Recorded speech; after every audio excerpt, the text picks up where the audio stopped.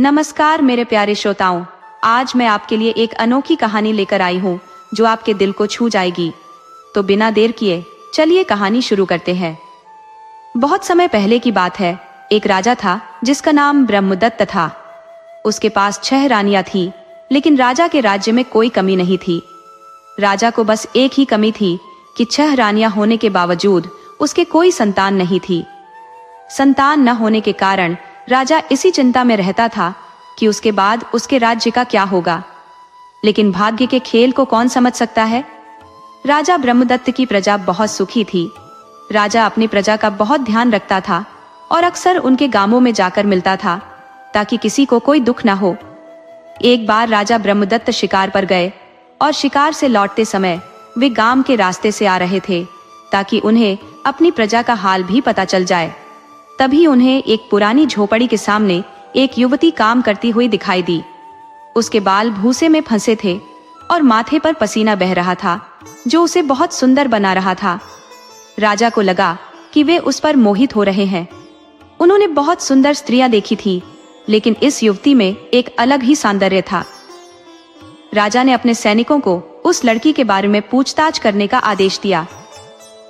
कुछ समय बाद सैनिक एक बूढ़े ब्राह्मण को लेकर आए जो एक ज्योतिषी था। उसने राजा को प्रणाम किया और कहा, प्रणाम महाराज। राजा ने पूछा, क्या आप इस लड़की के बारे में कुछ जानते हैं? ज्योतिषी ने कहा, महाराज, इसका नाम शिवकरणी है। इसके ग्रह बताते हैं कि इसकी 2 जुड़वा संतानें होंगी, एक लड़का और एक लड़की। लड़के के माथे पर चांद और हथेली पर तारे होंगे। यह बहुत सौभाग्यशाली कन्या है। ये सुनकर राजा ने उस लड़की शिवकरणी से विवाह करने का निर्णय लिया और उसे अपने महल में ले आए।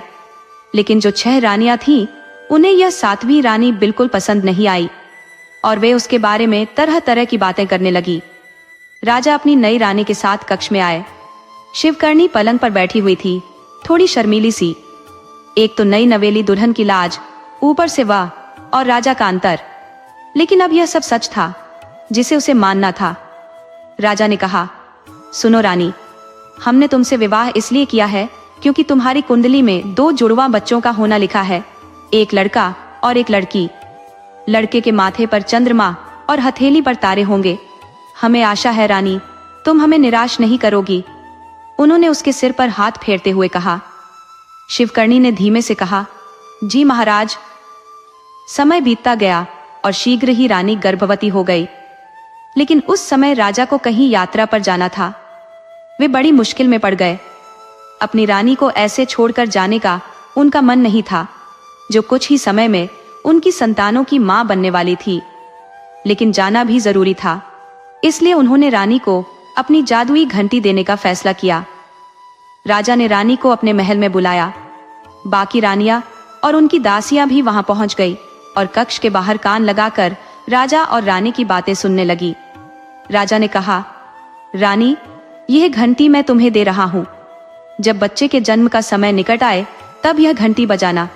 मैं उसी क्षण यहां आ जाऊंगा, लेकिन याद रहे, इसे बेवजह मत बजाना। छोटी रानी ने कहा, जो आज्ञा महाराज। रानी घंटी लेकर अपने महल में चली गई। शेष 6 रानियां जो सारी बातें सुन रही थी, ईर्ष्या से जल भुन रही थी। उन्हें यह 7वीं रानी कभी पसंद नहीं थी। अब राजा का यह पक्षपाती व्यवहार उन्हें बर्दाश्त नहीं हो रहा था। वे सोचती थी कि अब तो राजा छोटी रानी को ही प्यार करेंगे, हमें तो वे भूले से भी नहीं पूछेंगे। हम तो अब इसकी दासियां बन जाएंगी, क्योंकि यह तो माँ भी बनने वाली है और हम 6 तो माँ भी नहीं बन पाए। तब 6 रानियों ने एक षड्यंत्र रचा और सब मिलकर शिवकरणी के पास गई। उस समय वह आराम कर रही थी। रानियों के आने का समाचार सुनकर वह खड़ी हो गई और सबका प्रेम पूर्वक स्वागत करने लगी। उनमें से एक रानी बोली, अरे बहन, इस सब की क्या जरूरत थी? तू कोई पराई थोड़े ही है। दूसरी रानी बोली, ऐसे संकोच न किया कर, हम सब तेरी बड़ी बहनें ही तो हैं। बेचारी भोली भाली रानी को क्या पता था कि जो रानियां कल तक उसे अपनी दासियों से भी बुरा समझती थी, वे आज उसे बहन कह रही हैं। वह चुपचाप बैठी रही और उनकी बातें सुनती रही। तभी पटरानी आगे आई और बोली, सुन। शिवकरणी ने कहा, जी महारानी जी। पटरानी बोली, हमने सुना है कि महाराज ने तुझे एक जादुई घंटी दी है। वह बहुत मीठे स्वर में बोली।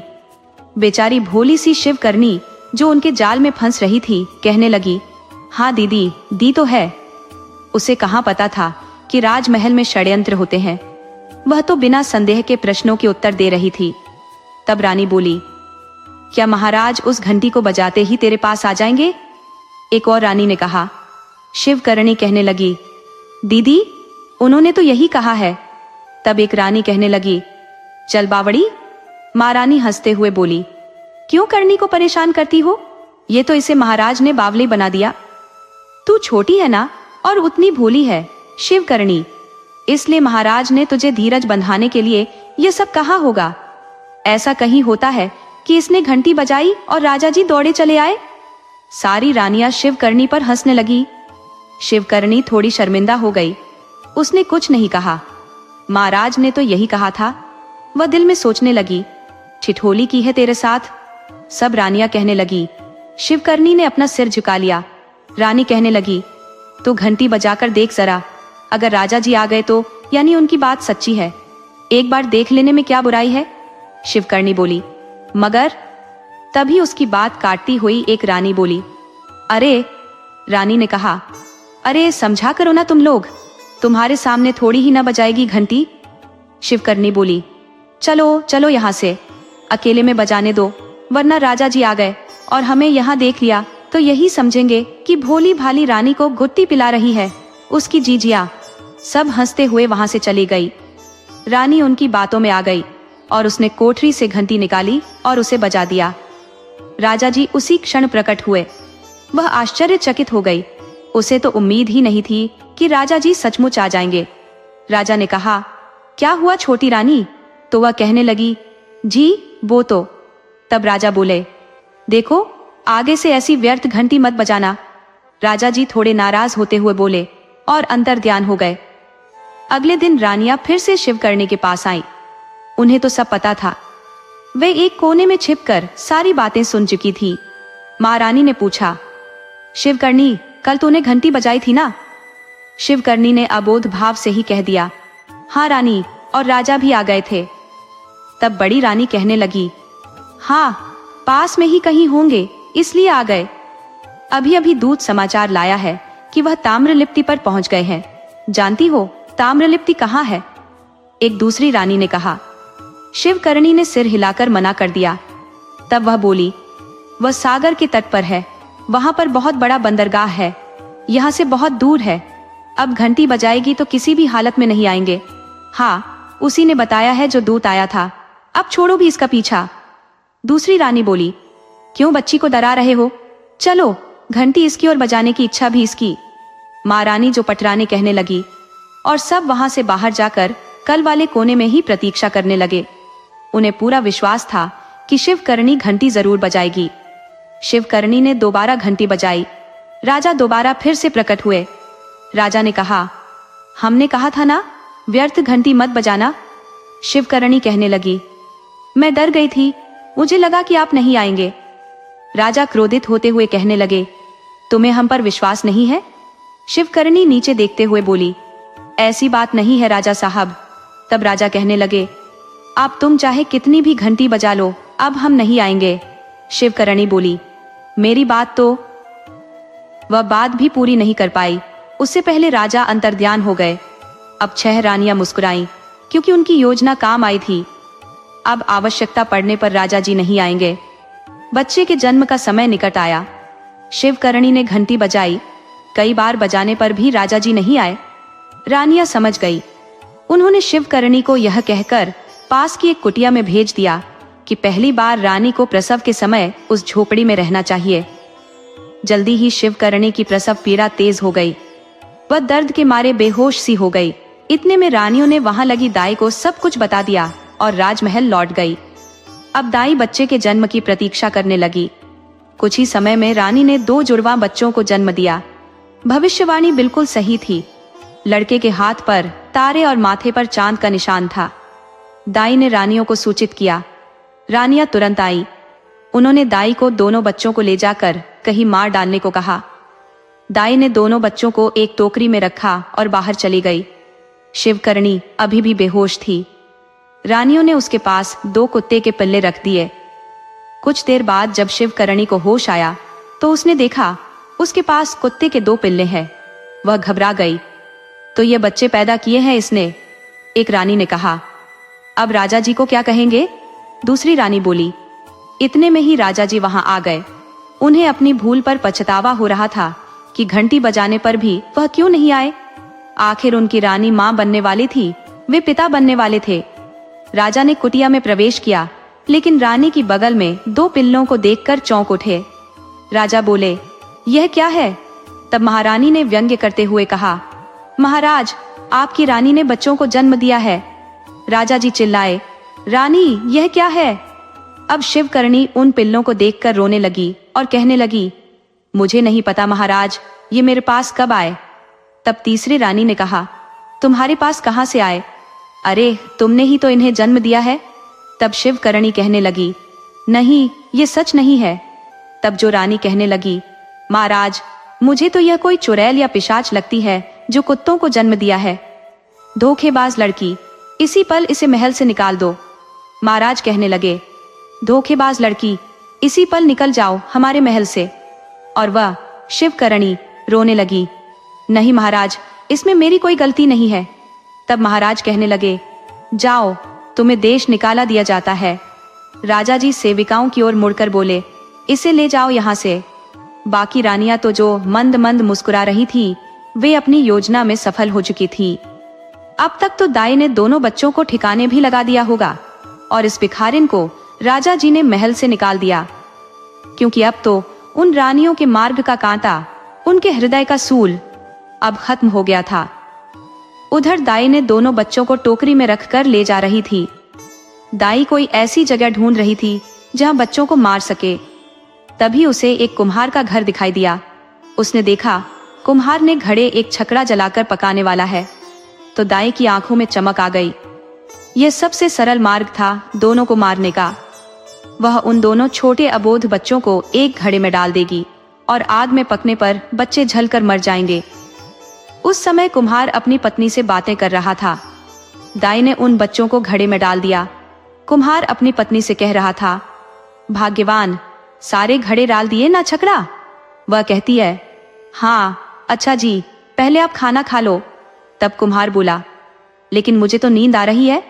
तब वह कहने लगी, खाना खाकर आराम से नींद लेना। कुम्हार बाहर आकर बोला, सही कहती हो। कुम्हार ने चाक को एक ओर रखा और बोला, इन घड़ों को शाम को पका लेंगे, मैं अभी थक गया हूं बहुत। वह पसीना पोंछते हुए बोला, कमर भी दर्द कर रही है। कुम्हारिन बोली, हाँ जी, कितनी बार तो कह दिया, बूढ़े हो गए हो, इतना काम मत किया करो, लेकिन आप हो कि मानते ही नहीं, बड़े चले हैं जवानी दिखाने। तब कुम्हार बोला, हट, अभी मैं कहाँ बूढ़ा हो गया हूँ, 50 का तो हुआ नहीं और बूढ़ा कहती है। मर्द 60 पार होते हैं, सुना है मर्द 60 पर भी पाठे होते हैं, सुना नहीं है क्या? तब कुम्हारिन बोली, होते होंगे, तुम कौन सा 60 से कम के लगते हो? चेहरा देखो अपना शीशे में, 60 साल वाले भी तुम्हें बाऊजी कहकर बुलाएंगे। तब कुम्हार छाती चौड़ी करके बोला, तू क्या जानती है, बचपन में 100 दंड बैठक लगा देता था एक झटके में। कुम्हारिन बोली, रहने दो जी, जानती हूं कितना कर सकते हो, कुल मिलाकर तो ढेर पसली हो गए हो, लगा लिए 100 दंड बैठक। अरे जवानी में बड़ा सजीला था। तब कुम्हारिन कहने लगी, पता नहीं कब सजीले थे, मैंने तो ऐसा ही देखा है। तब कुम्हार कहने लगा, तूने तो सारा खून चूस चूस कर ऐसा कर दिया मुझे। तब कुम्हारिन बोली, सही है जी, मैं ही चूसूं खून तुम्हारा, अभी और करी क्या रही हूं। कुम्हार बोला, औरतों की तो यह आदत खराब होती है, खून भी चूसती है और भिन भिन भी करती है, मच्छरों की तरह। कुम्हारिन बोली, मर्द तो मक्खे होते हैं पूरे, एक बार चिपक गए तो छोड़ते नहीं है। कुम्हार बोला, चल चल बकवास न कर। कुम्हारिन बोली, अरे आ जाओ अंदर, वरना पता चले धूप में मरमरा गए तो। कुम्हार बोला, मैं तो पूरे दिन रह सकता हूँ धूप में। कुम्हारिन बोली, हाँ, तुझ जैसी बुढ़िया नहीं रह सकती। तब कुम्हार बोले, पहले खुद को तो देख लो। तू देखना बुढ़िया, कुम्हार बोला। तब कुम्हार की पत्नी कहने लगी, सही कहते हो, बूढ़े की पत्नी तो बुढ़िया होगी ना। कहानियों में सुना है कि युवा अप्सराओं को वृद्ध ऋषियों को दे दिया जाता था, लेकिन यहाँ तो उलट है। कैसी बुढ़िया बांध दी भगवान ने। जो कुम्हार कहने लगा, तब कुम्हारिन बोली, और तुम भी तो कामदेव से सुंदर हो। और फिर कुम्हार बोला, अरे दोबारा भिन भिन करने लगी है, खाना लगा, वरना तेरा पति भूख के मारे टपक जाएगा। कहाँ गई सारी जवानी, हो गए भूख से बेहाल। कुम्हारिन कहने लगी। तब कुम्हार बोला, जवान को भूख नहीं लगती क्या? तब बोली कुम्हारिन, बड़े आए जवान, अब लगाना, नींद आ रही है। कुम्हार खिसियाते हुए बोला, चलो चलो खाना लगाओ। कुम्हारिन बोली, चलो खाना लगाती हूं। और वह मुस्कुराने लगी। दोनों भीतर चले गए। दाई को इससे अच्छा अवसर कहाँ मिलने वाला था। उसने देखा दोनों ने किवाड़ लगा लिए, तो चुपके से वह भीतर आई और दोनों बच्चों को एक एक घड़े में डाल दिया। उसने इस तरह रखा कि उनका मुंह नहीं दिखे। अब किसी भी तरह कुम्हार नहीं जान सकता था कि इस घड़े में 2 नवजात शिशु भी हैं। और मुस्कुराते हुए वह दाई वहां से चली गई। उसे महारानी से पुरस्कार भी तो लेना था। दोनों बच्चे शायद सो गए थे। उन्हें नहीं मालूम था कि अपने जन्म के कुछ ही घंटों बाद उन्हें उनकी मां से अलग कर दिया गया है और उनकी मृत्यु उनकी प्रतीक्षा कर रही है। कुम्हार खाना खाकर ऐसा सोया कि अगले दिन ही उठा। सुस्ताते हुए बाहर आया तो वह भूल ही गया कि घड़े भी तो पकाने हैं। उसने आग निकाली, लेकिन उससे पहले वह आग जलाता उसने घड़ों की ओर देखा और कुम्हारिन को आवाज लगाने लगा, कुम्हारिन। कुम्हारिन भागी भागी बाहर आई और बोली, क्या हुआ जी, इन घड़ों को तुमने पकाया क्या? कुम्हारिन ने घड़ों की ओर देखा। उस सारे के सारे पके हुए थे। कुम्हारिन आश्चर्यचकित थी कि इतने अच्छे घड़े तो उन्होंने अपने जीवन में कभी पकते हुए नहीं देखे थे। तब वह कहने लगी, मैंने तो आग नहीं जलाई जी। तब कुम्हार बोला, कमाल है, देखो तो कितने अच्छे घड़े पके हुए हैं। इतने अच्छे से पके हुए घड़े तो मैंने कभी नहीं देखे। कुम्हारिन ने भी सहमति जताई, लेकिन यह हुआ कैसे? अचानक कुम्हार को एक घड़े में कुछ चमकता हुआ सा दिखाई दिया। कुम्हार बोला, देखो उस घड़े में से रोशनी आ रही है। कुम्हारिन बोली, हाँ सही कहते हो जी। और कुम्हार छकड़ा टटोल कर देखने लगा। उसने वह घड़ा हाथ में लिया जिसमें से रोशनी आ रही थी। उसके आश्चर्य का ठिकाना नहीं रहा। अंदर एक नवजात बालक था। उसके माथे पर चांद का निशान था। ये रोशनी उसी चांद से आ रही थी। वह अपनी आंखों पर विश्वास नहीं कर पा रहा था। उसने कुम्हारिन से कहा, इधर आओ। कुम्हारिन उसके पास गई। उसे भी यह देखकर विश्वास नहीं हुआ। कितना प्यारा और सुंदर शिशु है, मगर इस घड़े के अंदर कैसे आ गया? इसके माथे पर चांद, हथेली पर तारे बने हुए हैं। वह हैरान हो गई। अचानक उसकी दृष्टि पास पड़े घड़े पर पड़ी। उसने उस घड़े को उठाकर देखा तो उसमें भी एक नवजात बालिका थी। उसने उस घड़े को बाहर निकाला और कहा, यह लड़की भी मिली है। कुम्हार को तो यह कोई सपना लग रहा था। उसके घड़ों में 2 सुंदर बच्चे मिले हैं, जिसमें लड़के के माथे पर चांद और हथेली पर तारे बने हुए हैं। उसने लड़की को भी अपने हाथों में लिया और कहने लगा, मुझे तो यह दोनों जुड़वा लगते हैं। कुम्हारिन ने कहा, आपका कहना सही है जी। ये घड़े इस लड़के के माथे पर बने चांद के कारण पक गए हैं। देखो तो कैसी रोशनी आ रही है इस चांद से। अभी तो दिन है, रात में कितनी सुहानी हो जाती होगी। ये लड़की भी कितनी प्यारी और सुंदर है। दोनों पति पत्नी भाव विभोर हो रहे थे। तभी कुम्हार के दिमाग में एक बात आई। वह बोला, लेकिन इन बच्चों का हम क्या करेंगे? तब कुम्हारिन कहने लगी, बात तो अब तक आई नहीं थी मन में। उनके बच्चे तो है नहीं। ये जिसके भी है वह ढूंढ तो नहीं रहा होगा। अभी इन्हें हम अपने पास रखेंगे। कुम्हारिन ने बिना देर किए बोल दिया। तब कुम्हार बोला, लेकिन। कुम्हारिन बोली, लेकिन कुछ नहीं जी। बुढ़ापे में किसके सहारे झेंगे? सोचा है कभी? 48 के हो गए हो तुम, कब तक यह करते रहोगे? कि नहीं, मैं अब इन बच्चों को कहीं नहीं जाने दूंगी। कुम्हारिन ने दोनों बच्चों को अपने सीने से चिपका लिया और बोली, यह अब हमारे बच्चे हैं। कुम्हार बोला, नहीं, ये बच्चे नहीं है तो? कुम्हारिन बोली, जिसके होंगे वह इस समय इन्हें ढूंढ तो नहीं रहा होगा ना? पागल है अगर। कुम्हार कहने लगा, वह ढूंढ रहा होगा। तब वह बोली, अगर इनसे इतना ही प्रेम होता। कुम्हारिन कहने लगी, तो ऐसे घड़े में छोड़कर नहीं जाते नन्ही जानों को। कुम्हारिन को अब गुस्सा आ गया और उसकी ममता जाग उठी थी। तब वह कहने लगी, ठीक कहते हो जी। कुम्हार ने दोनों पर हाथ फेरा। शायद उसके मन में भी मोह आ गया था। कुम्हारिन कहने लगी, थोड़ा ठंडा दिमाग करके सोचिए, अब इन बच्चों को हम पाल लेंगे। कोई इनके माता पिता होंगे, ढूंढ रहे होते तो इन्हें मटकों में क्यों डालकर गए होते। कुम्हार की भी बात समझ में आ गई, क्योंकि उसके मन में भी मोह आ गया।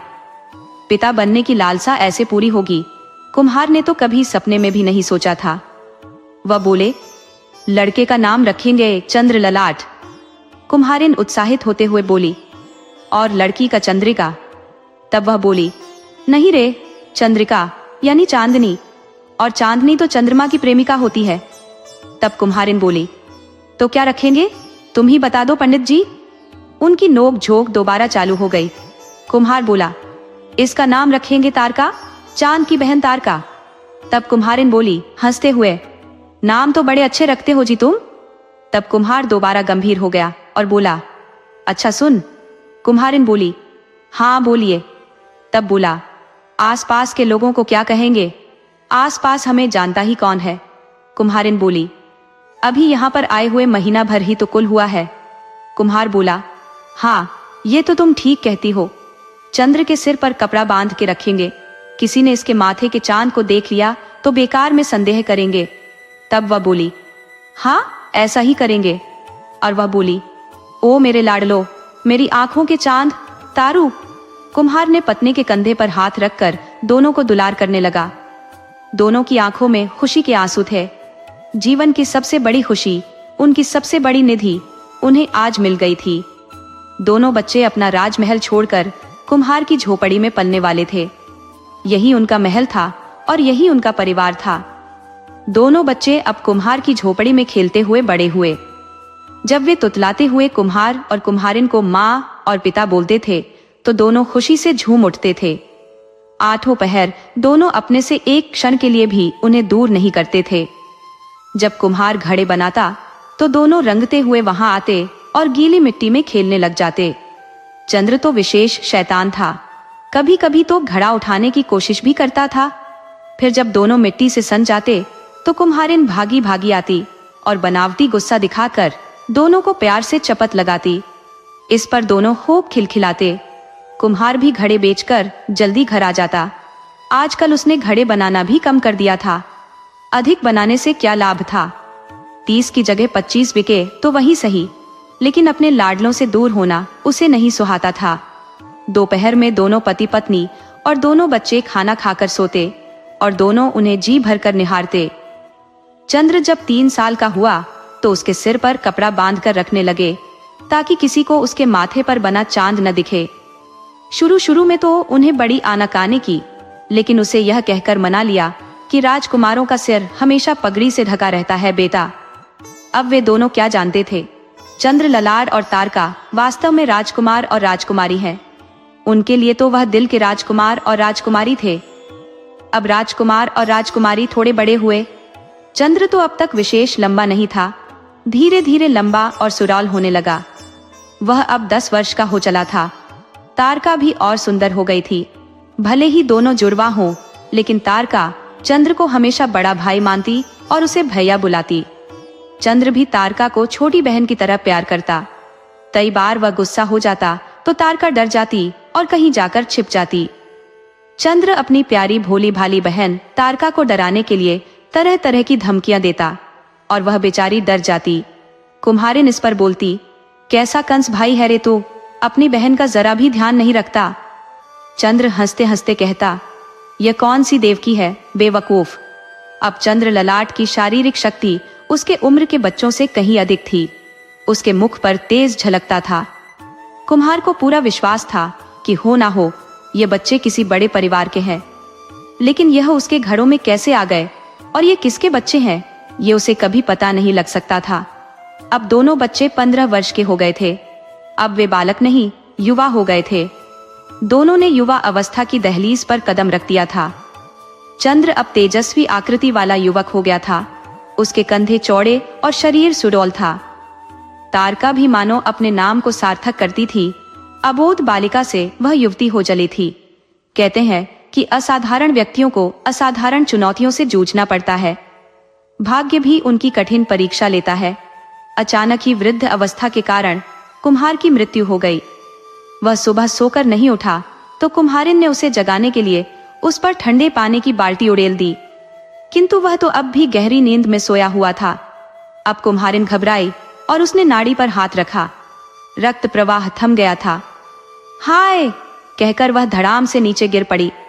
दोनों बच्चे अंदर आए, देखा तो पिताजी मृत थे। कुम्हारिन ने आघात सहन नहीं कर पाई और सिसकते सिसकते हृदयाघात के कारण अपने पति के साथ स्वर्ग सिधार गई। दोनों वहीं पर बैठकर सुबक रहे थे। फिर चंद्र ने किसी तरह उनकी अंत्येष्टि का प्रबंध किया। उसने दोनों को मुखाग्नि दी। तारका का रोते रोते बुरा हाल था। वह चंद्र से लिपट गई और दोबारा रोने लगी। भैया, हम अनाथ हो गए। उसके आंसू थमने का नाम नहीं ले रहे थे। चंद्र ललाट बोला, बहन, भाग्य के आगे किसकी चलती है, बता। चंद्र भी रो रहा था। उसने प्यार से तारका के गाल पर हाथ रखा और उसे सहलाने लगा। अब हम क्या करेंगे, तारका ने कहा। चंद्र बोला, चिंता मत कर, तेरा भाई तुझे कोई कष्ट नहीं होने देगा। हम दोनों पास के कस्बे में चलते हैं, कुछ ना कुछ काम अवश्य ढूंढ लूंगा। चंद्र ने अपने माता पिता का सामान बेचा और आवश्यक वस्तुओं को लेकर तारका के साथ कस्बे की ओर चल पड़ा। अब उसे अपनी और अपनी बहन की दुनिया संवारणी थी। कल तक मदमस्त चंद्र आज एक परिपक्व युवक बन चुका था, जिस पर एक भाई की ही नहीं, माता पिता दोनों की जिम्मेदारी आ गई थी। कस्बे में उसे कुछ व्यापारी मिले। 2 अकेले बच्चों को, जिनके पास घर का सामान था, देखकर उन्होंने उनको रोका और पूछा कि वे कहाँ जा रहे हैं। चंद्र ने उन्हें सारी बात बता दी। मुझे कोई काम और रहने की जगह दे सकेंगे तो आपका आभारी रहूंगा। व्यापारी सज्जन और दयालु थे। उन्हें बच्चों के साथ सहानुभूति हुई और साथ ही उन्होंने उनके स्वाभिमान की प्रशंसा की, क्योंकि वे स्वयं निर्भर रहकर जीना चाहते थे। व्यापारी बोले, हम तुम्हें बड़े बाजार में एक किराए का मकान दिला देंगे। लेकिन किराया? चंद्र ने संकोच के साथ कहा। व्यापारी बोले कि चिंता तुम ना करो, तुम काम करके किराए की भरपाई कर देना, वैसे भी वह घर खाली ही रहता है। तुम बहादुर बच्चों की सहायता से हमें खुशी ही होगी। एक व्यापारी बोला, चलो तुम उसमें रहना। उसी दिन दोनों को किराए का घर मिल गया। छोटा था लेकिन 2 जनों के लिए पर्याप्त था। अगली सुबह व्यापारियों ने चंद्र को बुलाया और बोले, देखो दोस्त, तुम्हारे लिए पक्षीराज घोड़ा है, आज से यह तुम्हारा है। चंद्र बोला, मैं किस तरह आपका उपकार चुकाऊंगा। तब व्यापारी कहने लगा, ऐसी बात नहीं करते। देखो, तुम्हें कोई भी सामान चाहिए मुझे कह देना, फल सब्जी सब मिल जाएगा। चंद्र बोला, और काम? व्यापारी सोचते हुए बोले, काम किया क्या दूं तुम्हें? वह सोचने लगा तो चंद्र बोला, महोदय, आप कहीं तो मैं जंगल से हर रोज औषधि, फूल, पत्ते लेकर आ सकता हूँ। मुझे हर तरह की वनस्पति का ज्ञान है जो यहाँ मिलती है। व्यापारी बोले, कर लोगे ये? चंद्र आत्मविश्वास के साथ बोला, बिल्कुल कर लूंगा जी। साथ ही शिकार करके भी आप लोगों को जो उपकार है उसे चूकता करूंगा। तब व्यापारी बोला, आज तो बोल दिया, आगे से मत बोलना। एक बूढ़े काका व्यापारी थे जो कहने लगे, ये कोठरी मेरी ही है, अगर तुम्हारी सहायता ना कर पाए तो इस धन संपत्ति का क्या अर्थ है। तू तो बस काम कर, किराए की चिंता मत करना। अब वह बूढ़े काका कहने लगे, राम मुझसे बात कर लेते हैं, औषधि, फल, फूल आदि उसको दे देगा। ये हमें भी आए दिन आवश्यकता पड़ती रहती है इन सब की, वह इसको पैसे दे देगा। पैसे लेकर मैं क्या करूंगा? चंद्र कहने लगा, हर चीज मुझे आपसे मिल जाएगी तो मैं इन पैसों का क्या करूंगा, मेरे लिए तो कोई मतलब नहीं होगा। तब वह बूढ़ा काका कहने लगा, अरे नहीं बेटा, ये तुम्हारी मेहनत की कमाई है और इसे अपने पास रखना। तब चंद्र बोला, तो मैं इन्हीं पैसों से किराया भी दूंगा। जब व्यापारी कहने लगा, बड़ा जिद्दी है तो, और कहकर वह हंस पड़े। चंद्र ने अगले ही दिन से अपना कार्य आरंभ कर दिया। वह प्रतिदिन वन जाकर औषधियां और जड़ी बूटियां लेकर आता था, साथ ही शिकार भी करके व्यापारियों को देता रहता था। शीघ्र ही कस्बे में वह सबका पसंदीदा हो गया। उसके और तारका की मृदुता और नम्रता से सबको मुग्ध कर लिया था। प्रत्येक व्यक्ति उसके माथे के चांद के कारण उसे पहचानता था। एक दिन वह अपने नियमित कार्य से वन में अपने घोड़े को दौड़ा रहा था। उसने औषधियां एकत्र कर ली थी और वापस कस्बे की ओर जा रहा था। उसी समय महाराज ब्रह्मदत्त भी वन में शिकार के लिए आए हुए थे। संयोग से जहां चंद्र था उस जगह के पास ही थे। अचानक तेज हवा चलने लगी। वृक्ष मानो व्याकुल होकर पत्तों को गिराकर चीत्कार करने लगे। पशु पक्षी भयभीत होकर बिलों और कोठरों में छिप गए। महाराज ने अपनी आंखें ढक ली। आज वह किसी सेवक को साथ नहीं लाए थे। चंद्र ने घोड़े को नहीं रोका। उसका घोड़ा पक्षी राज मदमस्त होकर जोर शोर से दौड़ रहा था। तभी उसकी पगड़ी हवा के कारण उड़ गई और उसके माथे का चांद आलोकित हो उठा। पूरे जंगल में उसका प्रकाश फैल गया। महाराज को भी उस चांद का प्रकाश दिखाई दिया। वे हैरान हो गए। उनको एक घुड़सवार दिख रहा था जिसके माथे पर चांद था। दूरी के कारण आकृति स्पष्ट नहीं थी, मगर उस चांद की चमक से पत्ता पत्ता दूधिया रोशनी में नहा उठा था। उन्हें विश्वास नहीं हुआ कि इसका तो यही अर्थ था कि माथे पर चांद जैसे उनके पुत्र के होना था। लेकिन यह कैसे संभव है? माथे पर चांद किसी और के नहीं हो सकता, वैसा ही दूज का चांद जैसा पंडित जी ने कहा था। अब राजा का सिर चकरा गया। उन्होंने तुरंत महल लौटने का निश्चय किया। अगले ही दिन महाराज का स्वास्थ्य बिगड़ गया। वैद्यराज उनका उपचार करने में जुट गए। 6 रानियां सूचना मिलते ही उनके महल में आ गईं। राजा जी एक आसन पर बैठे थे। उनके चेहरे पर चिंता की रेखाएं उभरी हुई थी। क्या हुआ महाराज? महारानी ने पूछा। राजा बोले, कुछ नहीं महारानी। रानी बोली, आप चिंतित लगते हैं। राजा ने धीमे से कहा, हाँ महाराज। रानी कहने लगी, कुछ तो हुआ है? राजा बोले, बताते हैं। 6 रानियां ध्यान से सुनने लगी। राजा कहने लगे, आज जब हम शिकार करने के लिए वन में गए थे, शिकार करते समय हमें एक घुड़सवार युवक दिखाई दिया जिसके माथे पर चांद था। बिल्कुल वैसा ही जैसा ज्योतिषी ने छोटी रानी के बच्चे के बारे में कहा था। हमें एक पल को अपनी आंखों पर भरोसा नहीं हुआ, लेकिन वास्तव में उसके माथे पर चांद था। हमें धोखा नहीं हो सकता। एक रानी ने पूछा, लेकिन ऐसा कैसे हो सकता है? राजा बोले, हमें कुछ समझ नहीं आ रहा। रानियां तरह तरह की बातें करने लगी। महाराज सिर पर हाथ रखे चिंतित मुद्रा में बैठे हुए थे। तभी राजा कहने लगे, आप सब यहां से चली जाइए, हमें एकांत चाहिए। 6 रानियां वहां से चली गई। सभी रानियों पर यह सुनकर मानो गाज गिर पड़ी थी। माथे पर चांद यानी वह लड़का छोटी रानी का ही बालक है, किंतु उसे तो दाई ने मरवा दिया था। फिर कैसे वह बालक जीवित बच गया? अगर वह वापस आ गया तो राजा जी उन्हें सूली पर चढ़ा देंगे। सब रानियों के चेहरों का रंग उड़ा हुआ था। महारानी के मुख की तो हवाइयां ही उड़ी हुई थी। उन्होंने कुछ करने का सोचा और आपस में योजना बनाने लगी। एक रानी कहने लगी, ये कैसे हो सकता है? वह लड़का जीवित कैसे बच गया? दूसरी रानी बोली, दाई ने हमसे छल किया। तब रानी बोली, मगर दाई छल क्यों करेगी? हम तो ये सोचे थे कि यदि राजा जी को सच्चाई पता चल गई तो हम सबको जीवित नहीं छोड़ेंगे। तब महारानी बोली, शांत हो जाओ, घबराने से कुछ नहीं होगा, आगे की योजना सोचो। रानी बोली, हम क्या करें?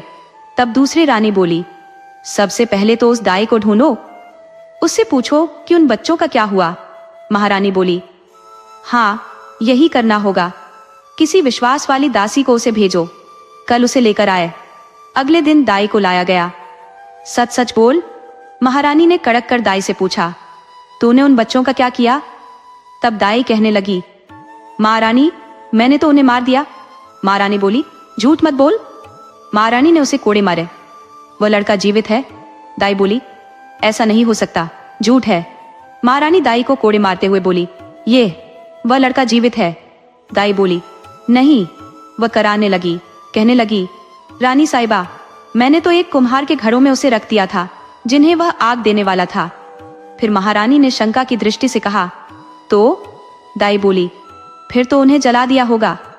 अब जो रानी कहने लगी, सुन, तू किसी तरह उन बच्चों का पता लगा, वरना। उसके होठ क्रोध से फड़फड़ाने लगे।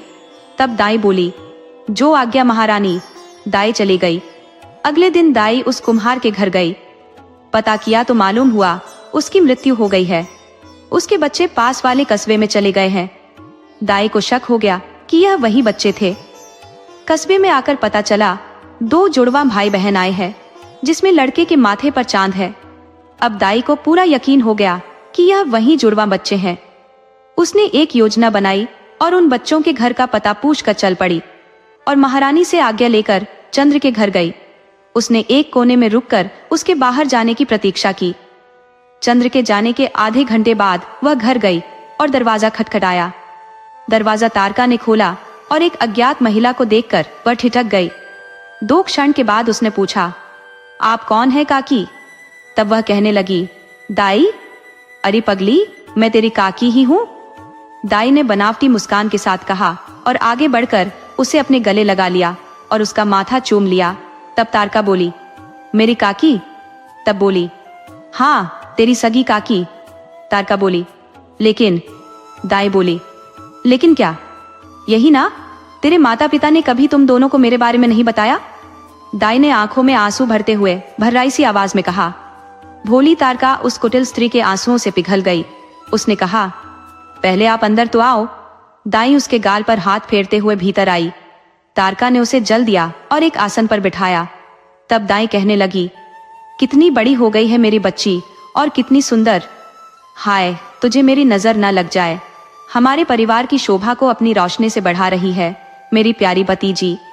दाई अपने प्रपंच का प्रेम जाल फेंकने लगी। उसने तारका के सिर पर हाथ फेरा और बोली, तेरा भाई कहाँ है? तारका अब उसके जाल में आ रही थी।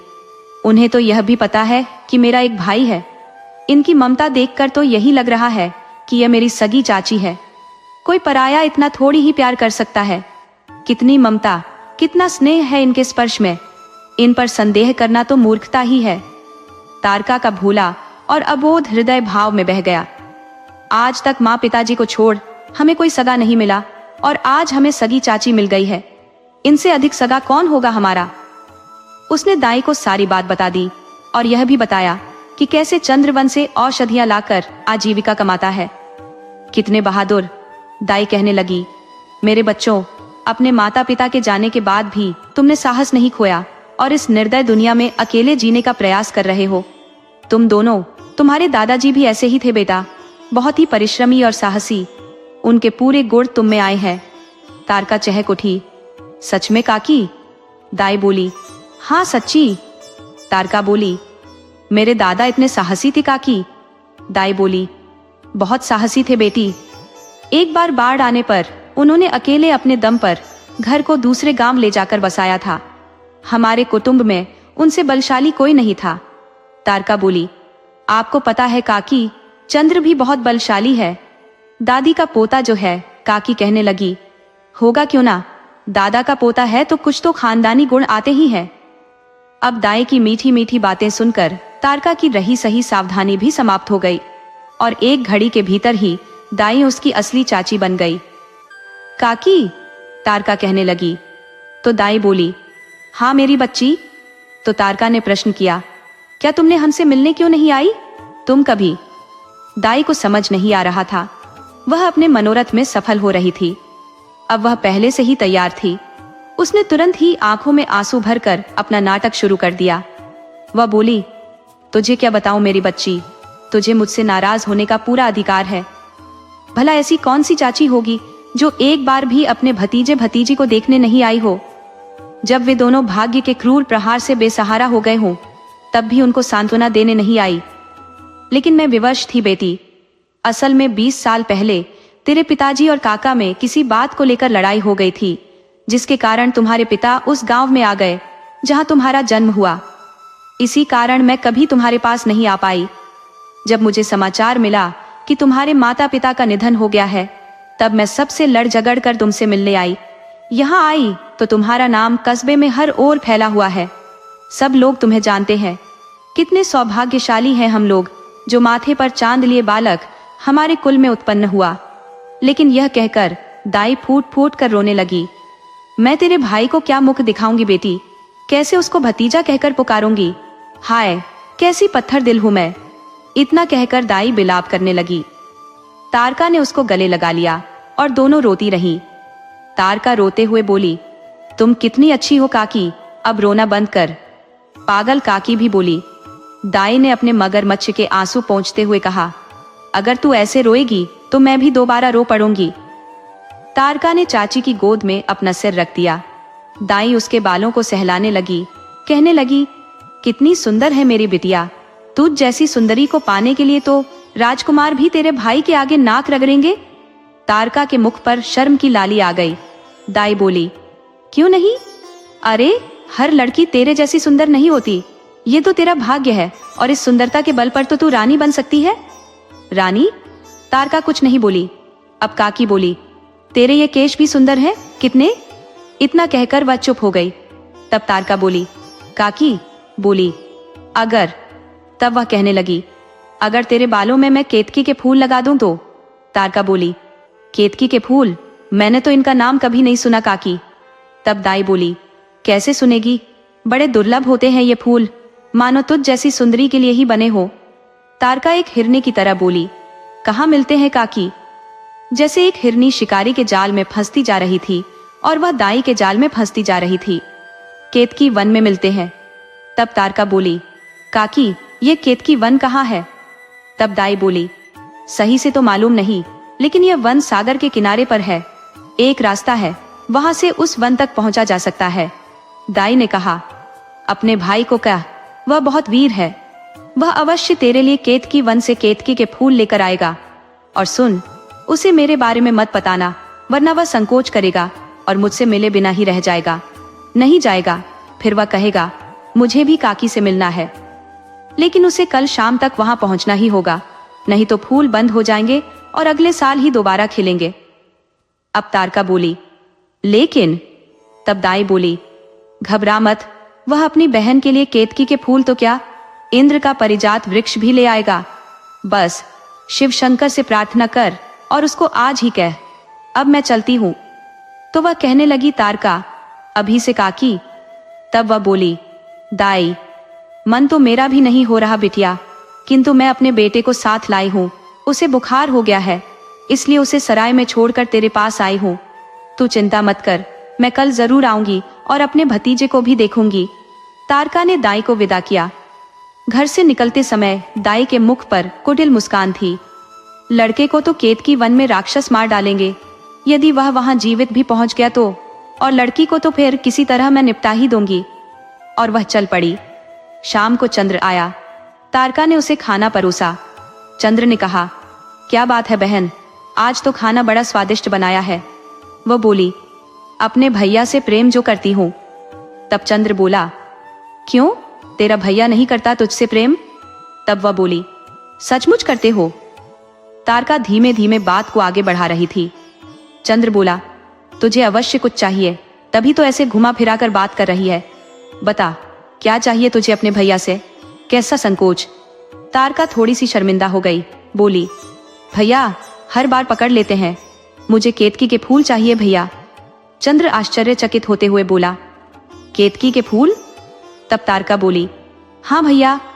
तो वह थोड़ी इठलाते हुए कहने लगी, आखिर तुम्हारी बहन हूं। तब चंद्र बोला, तूने कहां से सुना इनके बारे में? तारका बोली, बस सुन लिया, केतकी के फूल के बारे में तो मैंने भी सुना है। चंद्र बोला, तो? तारका बोली, लेकर आओ ना भैया मेरे लिए। तब वह बोला, लेकिन ये मिलते कहाँ है? तब तारका बोली, केतकी वन में सागर के बीच एक मार्ग है, वहां पहुंचा जा सकता है। तुम्हें कल सुबह ही जाना होगा, क्योंकि शाम तक वे मुरझा जाएंगे और अगले साल खिलेंगे। मुझे कुछ नहीं पता, बस भैया मुझे वह फूल चाहिए। तब चंद्र बोला, गुस्सा क्यों होती है बहन, तूने कहा तो बिल्कुल लेकर आऊंगा। इतना कहकर उसने तारका को अपने पास बिठाया और प्यार से कहने लगा, मेरी बहन की फरमाइश उसका भैया जरूर पूरी करेगा। तारका बोली, मेरे प्यारे भैया। तारका ने अपना मुख उसके सीने से लगा दिया और चंद्र उसके बाल सहलाने लगा। चंद्र ने अगले ही दिन सुबह सुबह प्रस्थान किया। उसने अपने साथ धनुष और तरकश और एक तलवार ली, साथ ही खाने के लिए सूखे मेवे और चावल भी लेकर गया। उसका घोड़ा पक्षी राज हवा से बातें करता हुआ आगे बढ़ रहा था। शहर के शहर कब चले गए पता नहीं चला। उसे यात्रा करते हुए 3 घंटे के आसपास हो गए थे। सूर्य अपने प्रखर धूप दे रहा था। लगातार चलने के बाद भी चंद्र थका नहीं था। एक और गांव गया और जंगल आरंभ हो गया। उसने अपने वेग को थोड़ा कम किया। वन धीरे धीरे गहरा होता जा रहा था। कुछ वृक्ष तो इतने सघन थे कि सूर्य की किरणें भी पार आने की जगह नहीं मिल पा रही थी। सहसा उसने एक राक्षसी को देखा। वह चौंक गया। बचपन में माँ की कहानियों में उसने इसके बारे में खूब सुना था। उसने ध्यान से उसकी ओर देखा।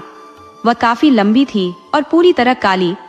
उसके बाल पेट तक आ रहे थे और 2 दांत हाथी की तरह मुंह से बाहर निकल रहे थे। लेकिन उसके चेहरे को देखकर किसी को भी डर नहीं लगता। चंद्र को तो नहीं लगा। उसने एक युक्ति सोची और घोड़े को दूसरी ओर मोड़ दिया। फटाफट उसने 3-4 हिरणों का शिकार किया और उस राक्षसी के पास ले गया। ये राक्षसी उसे अवश्य केतकी वन का मार्ग बता देगी। उसने एक नाटक करने की सोची और हिरणों को बांधकर राक्षसी के पास चल पड़ा। दूर से ही उसने उसे प्रणाम किया। राक्षसी तेज आवाज में बोली, तू कौन है और यहाँ क्या कर रहा है? तब चंद्र बोला, आपने मुझे पहचाना बुआ?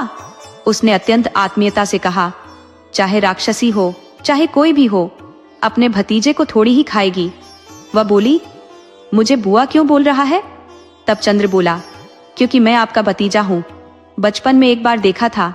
देखो, मैं आपके लिए उपहार भी लाया हूँ। उसने हिरणों की ओर इशारा किया। उस मूर्ख राक्षसी के लिए इतना ही बहुत था। वह बहुत खुश हो गई और भरपेट खाया। फिर मुंह पहुंचते हुए बोली, वाह मेरे प्यारे भतीजे, तूने तो मेरा दिल जीत लिया। बता, क्या चाहिए अपनी बुआ से? चंद्र मन ही मन मुस्कुरा रहा था। ये राक्षस लोग इतने बेवकूफ और मतिभ्रम होते हैं कि उन्हें कभी नहीं सोचा था। बहरहाल उनकी योजना काम आ रही थी। वह बोला, बुआ, क्या आप मुझे केतकी वन का रास्ता बता सकती हैं? राक्षसी चौंक कर बोली, केतकी वन? वहां क्यों जाना है तुझे? तब चंद्र बोला, अपनी बहन के लिए केतकी के पुष्प लाने हैं। तब राक्षसी बोली, तू तो बड़ा वीर है। उसने प्रसन्न होते हुए कहा, सुन, थोड़ा आगे जाएगा तो सागर के पास के वन में तुझे मेरा एक भाई मिलेगा। वह तुझे अवश्य मार्ग बता देगा। तू सफल हो, यही आशीर्वाद है मेरा। तब चंद्र बोला, आपका बहुत बहुत धन्यवाद बुआ। चंद्र घोड़े पर बैठते हुए बोला, अच्छा बुआ, अब के लिए विदा। तब राक्षसी बोली, ठीक है भतीजे, लेकिन यहाँ आते रहना, अपनी बुआ को भूलना मत। तब चंद्र बोला, बिल्कुल नहीं बुआ, मैं यहाँ आता रहूंगा। राक्षसी ने हाथ उठाया, तुझे सफलता मिले। चंद्र ने हाथ हिलाकर विदा ली और राक्षसी अपने भतीजे को जाते हुए देखती रही। चंद्र आगे बढ़ता रहा। थोड़ी देर बाद दूसरा वन आया। उसने दोबारा वही युक्ति लगाई। 3-4 हिरणों का शिकार करके अपने चाचा के लिए ले गया। थोड़ी दूर पर उसका चाचा भी मिल गया। बुआ से भी लंबे घुंघराले बाल, लेकिन अपनी बहन की तरह वह भी चेहरे से भोंदू दिखते थे। तब चंद्र बोला, प्रणाम चाचा जी। चंद्र ने निर्भीक होकर अभिवादन किया। तब राक्षस बोला, चाचा, और तू कहां से आ गया मेरा भतीजा बनकर? तब चंद्र बोला, मैं आपका भतीजा ही हूं। चंद्र ने वही कहानी सुनाकर राक्षसी से भेंट के बारे में बताया। तब राक्षस बोला, अच्छा, मेरी बहन ने भेजा है तुझे? क्या वह मुझे भी चाचा जी? वह कहने लगा। चंद्र बोला, देखो, मैं आपके लिए स्वादिष्ट भोजन भी लाया हूं। चंद्र ने हिरण अपने चाचा को दिए। चाचा जी ने चटकारे लेकर भोजन किया। तब बोला, बता, तूने तो मुझे प्रसन्न कर दिया भतीजे, क्या चाहिए तुझे? तब वह बोला, चाचा जी, आप मुझे केतकी वन का रास्ता बता दीजिए। राक्षस थोड़ा सिर खुजाते हुए बोला, केतकी वन, तू इधर आ। उसने चंद्र को अपने पास बुलाया और उसके कान में कुछ कहा। चंद्र सुनते ही खिल उठा। ऐसा करेगा तो वह अवश्य पहुंच जाएगा। वह बोला, मैं ऐसा ही करूंगा चाचा जी। तेरा तुझे प्राप्त हो, राक्षस कहने लगा। तब चंद्र बोला, चलता हूं चाचा जी। राक्षस ने मुस्कुराकर उसे विदाई दी। चंद्र अब पूरी तरह आश्वस्त होकर आगे बढ़ रहा था। उसके राक्षस चाचा ने उपाय बता दिया था। दोपहर समाप्त हो गई थी। संध्या होने में आधे प्रहर का समय शेष था। उसने पक्षीराज की गति तेज की। उसे शाम तक केतकी वन पहुंचना ही होगा, नहीं तो फूल मुरझा जाएंगे। उसे तारका की याद आई। उसने मन में कहा, चिंता मत कर बहन, तेरा भाई तेरे लिए केतकी के पुष्प लेकर ही आएगा। इतना सोचकर वह सरपट घोड़े को दौड़ाने लगा। अब चंद्र ललाट कुछ आगे बढ़ा तो सामने कांचड़ के पेड़ों का पूरा घना जंगल आ गया। जंगल इतना घना था कि पैर रखने की भी जगह नहीं थी। हर तरफ कांटे ही कांटे थे। ऐसे में ना तो चंद्र आगे बढ़ सकता था और ना ही उसका घोड़ा चल सकता था। पेड़ों के पत्ते भी कांटेदार थे जो किसी को भी घायल कर सकते थे। उसे अपने चाचा की बताई हुई युक्ति याद आई। उसने मन मन कांचली देवी को याद किया और कहा, हे माँ, मुझे मार्ग दे, अन्यथा मैं मर जाऊंगा। इतना कहकर उसने एक मंत्र का जाप किया और देखते ही देखते पूरा जंगल 2 भागों में बट गया। उसके सामने राह बन गई। कांचली के पेड़ अपनी जगह से हट गए और उसके घोड़े के लिए मार्ग बन गया। उसने कांचली माँ को फिर से याद किया और सरपट घोड़ा दौड़ाने लगा। कुछ ही देर में समुद्र तट तक पहुंच गया। चाचा के बताए उपाय से उसकी बाधा दूर हो गई थी। वह आराम से सागर के तट पर पहुंच गया था। अब उसके सामने समुद्र तट था। उसने दोबारा अपने चाचा की बताई युक्ति को आजमाया और मन ही मन समुद्र देवता को याद किया और कहा, हे पिता, मुझे मार्ग दो, अन्यथा मैं मर जाऊंगा। और फिर किसी मंत्र को याद किया। फिर से चमत्कार हुआ। समुद्र में तेज लहरें उत्पन्न हो गई। पानी 2 तरफ हो गया। समुद्र देव ने उसकी बात सुन ली थी और उसको राह दे दी थी। उसने समुद्र के सामने शीश झुकाया और उस मार्ग में आगे चलने लगा। समुद्र का बहुत सा भाग पार कर गया, किंतु केतकी वन अभी तक नहीं दिख रहा था। वह आधा घंटा और चला होगा कि उसे सामने एक द्वीप दिखाई दिया। उसने अनुमान लगाया, यही केतकी वन होगा। समुद्र का तट आ गया था। चंद्र ने केतकी वन की भूमि पर पैर रखा। अपने चारों ओर विशाल इमारतें और भवन देखकर वह विस्मित हो गया। ऐसा लगता था किसी राजा ने अपने लिए यह जगह बनाई हो। किंतु आश्चर्य की बात तो यह थी कि पूरा द्वीप सुनसान था। एक भी जीवित व्यक्ति उसे अभी तक नहीं मिला था। अपने ज्ञान से उसने पता किया कि संध्या होने में केवल आधा प्रहर शेष है। उसने जल्दी से केतकी के फूल ढूंढने का निश्चय किया। सबसे पहले उसने अपने घोड़े को एक घने कूंज में छिपा दिया।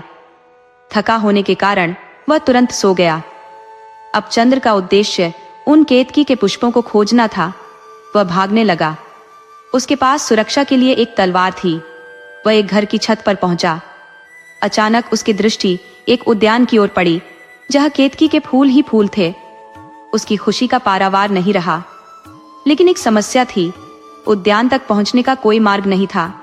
उसने देखा, वह बाग एक महल के पीछे है। महल अधिक से अधिक 300 कदमों की दूरी पर होगा। वह छत से कूदा और महल की ओर भागा। उसे हैरानी तो इस बात की थी कि इस नगर में कोई रहता नहीं था या कहीं चले गए थे लोग। उसके मन में सावधानी बढ़ती जा रही थी। वह महल के भीतर प्रवेश किया, किंतु महल में तो गलियारे ही गलियारे थे। इतने गलियारों में से वह उस उद्यान तक कैसे पहुंचता? और उसने फिर से अपनी तीक्ष्ण बुद्धि का प्रयोग किया। उसने प्रयास किया कहीं उसे पक्षियों का स्वर मिल जाए, ताकि वह उस बगीचे का पता लगा सके। जहां बगीचा होगा वहां पक्षी तो होने ही थे। संध्या का समय था। पक्षी अपने घोंसलों में लौट रहे थे। उसे उनके स्वर को पहचानने में कोई समस्या नहीं हुई। वह सरपट भागा।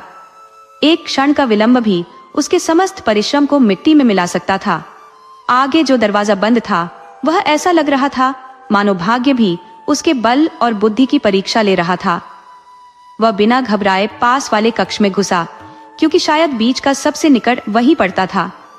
उसने देखा, अभी 1 घड़ी का समय शेष है सूर्यास्त में। वह मुस्कुराया। वह लगभग सफल हो चुका था। तभी उसकी दृष्टि एक पलंग पर पड़ी। उसके आश्चर्य का ठिकाना नहीं रहा। एक युवती उस पलंग पर सो रही थी। वह उसके समान ही उम्र की प्रतीत हो रही थी। उसका सौंदर्य अद्भुत था। ऐसी सुंदरी किशोरी उसने पहले कभी नहीं देखी थी। वह अपने ऊपर चिंतित हुआ। आज तक उसने किसी लड़की को कामना की दृष्टि से नहीं देखा था, किंतु इसको देखकर वह उस पर मोहित हो रहा था। उसने देखा, उस युवती के सिर और पैर पर 2 छड़ियां थी, एक सोने की और दूसरी चांदी की।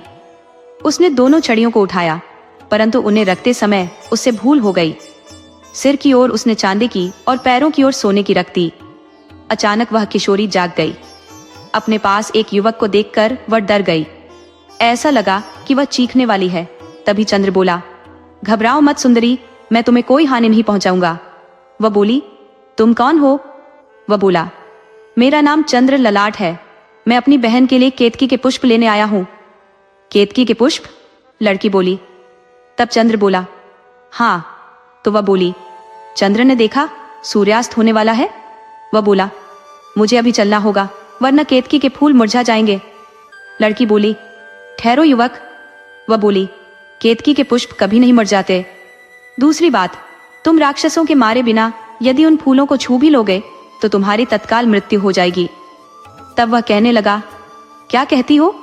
तब बोली वह युवती, मैं सच कहती हूँ युवक, यानी तारका ने गलत कहा था, तुम्हारी बहन को किसी ने गलत बताया है। वह युवती बोली। तब वह बोला, चंद्र, तो मैं कैसे पाऊं केतकी के पुष्प? उसके लिए तो तुम्हें इन राक्षसों को मारना होगा।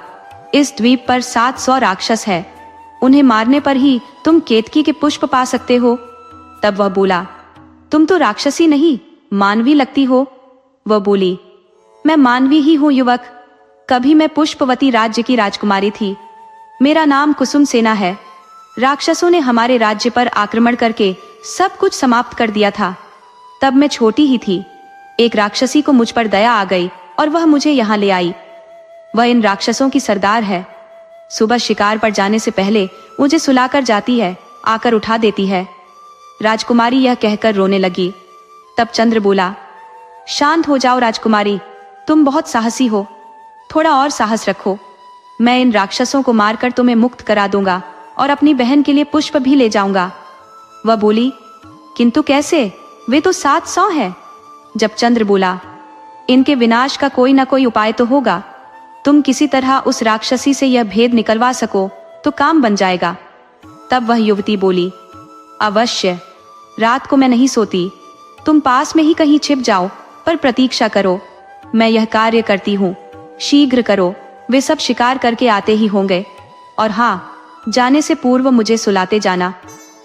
ठीक है, चंद्र बोला। राजकुमारी, ये कार्य करो तो तुम्हें इस यातनापूर्ण जीवन से मुक्ति दिलाने का मैं वचन देता हूँ। राजकुमारी भी कहीं न कहीं चंद्र पर मोहित हो गई। यह युवक कितना वीर है जो अपनी बहन के लिए अपने जीवन को संकट में डालकर यहाँ तक चला आया। उसकी मुक्ति के लिए भी जोखिम उठाने को तैयार है। पता नहीं क्यों, लेकिन उस युवक को उसे बहुत अच्छा लग रहा था, बहुत बहुत अच्छा। भोली राजकुमारी चंद्र पर मुग्ध हो गई। उसने चंद्र को बताया कि वह दीवार की ओट में छिप जाए और राक्षसी के आने की प्रतीक्षा करे। कुछ देर बाद ही राक्षसी शिकार का आनंद उठाकर मदिरा में चूर होकर लौटी। राजकुमारी ने चंद्र के सामने अपनी योजना बना ली थी, लेकिन अभी वह सोई हुई थी। राक्षसी ने छड़ियों को बदलकर उसे उठाया और राजकुमारी बोली, तुम आ गई? राक्षसी बोली, हाँ बेटी। तब राजकुमारी बोली, आज मुझे बहुत बुरा सपना आया है। राक्षसी बोली, क्या सपना आया बेटी? इतने में राजकुमारी रोने लगी। उसकी सिसकियां सुनकर राक्षसी ने उसे गले लगा लिया और पूछा, क्या हुआ बेटी, कुछ बोल तो सही। तब राजकुमारी बोली, मुझे सपना आया है कि एक मानव ने तुम्हें मार डाला और मैं दोबारा से अनाथ हो गई। तभी राक्षसी बोली, मानव से याद आया कि मुझे पता नहीं क्यों मानव की गंध आ रही है। राक्षसी सूंघते हुए बोली। राजकुमारी ने उसका ध्यान भटकाने के लिए फिर से रोना आरंभ कर दिया। राक्षसी बोली, अरे तू रो मत, हमें कोई नहीं मार सकता। तब राजकुमारी बोली, क्यों माँ? राक्षसी नशे में तो धुत थी ही, अभी उसका स्वयं पर नियंत्रण भी नहीं था। राक्षसी बोली, हमारे जीवन का एक रहस्य है बेटी। राजकुमारी बोली, मुझे बताओ ना माँ, जब तक तुम मुझे बताओगी नहीं मुझे चैन नहीं आएगा। राक्षसी बोली, तू इतना कह रही है तो सुन, इस केतकी वन में इस महल से 2000 कदम आगे एक सरोवर है।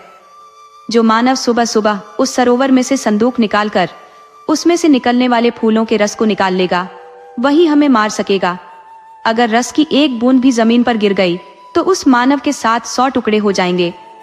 इसलिए तो चिंता मत कर, हमें कोई नहीं मार सकेगा। लेकिन यह मानव की गंध कहाँ से आ रही है बिटिया? राजकुमारी बड़े प्यार से बोली, लगता है माँ, आज तुमने अधिक पी ली है, अब सो जाओ।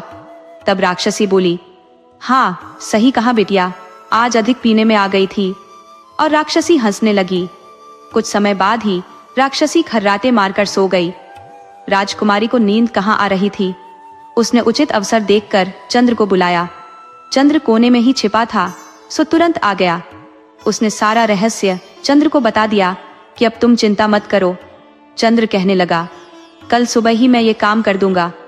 तब वह कहने लगी, राजकुमारी, इसमें खतरा बहुत है चंद्र। चंद्र बोला, घबराओ नहीं, मैं कर दूंगा। मुझे तुम पर पूरा विश्वास है, राजकुमारी ने कहा। चंद्र बोला, अभी मैं चलता हूँ, अब कल राक्षसों को परलोक भेजकर ही मिलता हूँ। इतना कहकर चंद्र वहां से चला गया। राजकुमारी का मन दोबारा उस पर मोहित हो गया। वह कहने लगी, हे भगवान, इस वीर मानव की रक्षा करना, यह अपने उद्देश्य में सफल हो जाए। बस तुमसे इतनी ही प्रार्थना है प्रभु, इस वीर चंद्र पर अपनी कृपा बनाए रखना। वह बुदबुदा उठी। अगले दिन सूर्य उदय होते ही चंद्र उस सरोवर की ओर चल पड़ा। अभी सूर्य की रोशनी पूरी तरह नहीं हुई थी। उसने अपना ऊपर का वस्त्र उतारा और सरोवर में छलांग लगा दी। सरोवर उम्मीद से अधिक गहरा था। वह नीचे पहुंच तो गया, किंतु यह केतकी वन की माया ही थी। उसे कुछ नहीं दिख रहा था, थोड़ा सा भी प्रकाश भीतर नहीं आ रहा था। चंद्र व्याकुल हो गया। यदि वह जल्दी नहीं ढूंढ पाया तो उसे ऊपर जाना पड़ेगा, क्योंकि उसे सांस नहीं आ रही थी। अचानक उसके माथे का चंद्रमा और हथेलियों के तारे चमकने लगे। देखते ही देखते उन्होंने पूरे सरोवर को जगमगा दिया। चंद्र का उत्साह लौट आया। उसने फिर से खोजना शुरू कर दिया। उसे संदूक मिल गई। चांद की शक्ति से उसको सांस भी आ रहा था। वह ऊपर पहुंच गया। संदूक अब उसके हाथ में थी। उसने संदूक खोली। राजकुमारी के कहे अनुसार उसमें 2 पुष्प निकले। सहसा उसे बहुत से लोगों की आवाज आई। उसने देखा एक राक्षस उसकी तरफ आ रहे हैं। उनके हाथों में तलवार, धनुष, गदा, भाला, तोमर, दंड, बर्छी, मल आदि शस्त्र अस्त्र थे। उनको पता चल गया था किसी ने संदूक को बाहर निकाल लिया है। चंद्र उनको देखकर हंसने लगा। उसने फूलों को हाथ से मसला और उनके रस को तुरंत अपनी छाती पर मसल लिया। सारा रस उसकी छाती पर था। इससे पहले कि वह टपकता, उसने अपने हाथों से उसे मसल लिया। सारा रस अब उसके शरीर पर था और वही हुआ जिसकी उसे आशा थी। सारे राक्षस वहीं पर ढेर हो गए। एक क्षण के लिए पूरा केतकी वन कांप उठा। उसे संदूक के नीचे एक पत्र मिला। उसमें लिखा था, हे वीर, तुमने संदूक खोलकर बड़ी वीरता का काम किया है। अगर तुमने रस को निकालकर राक्षसों को मार डाला है तो सुनो, ये केतकी वन अगले आधे प्रहर में समुद्र में विलीन हो जाएगा। इससे पहले तुम यहाँ से जो चाहे वह लेकर जा सकते हो, किंतु याद रहे, केतकी वन में फंसे रह गए तो ये तुम्हारे लिए यमलोक बन जाएगा। चंद्र ने संदूक को एक ओर फेंका और तुरंत ही महल की ओर भागा। चंद्र महल में पहुंचा तो राजकुमारी अपने कक्ष में सोई हुई थी। उसने छड़ियों की अदला बदली की और राजकुमारी को उठाया। राजकुमारी एकदम से चौंक कर उठी। राजकुमारी बोली, तुम?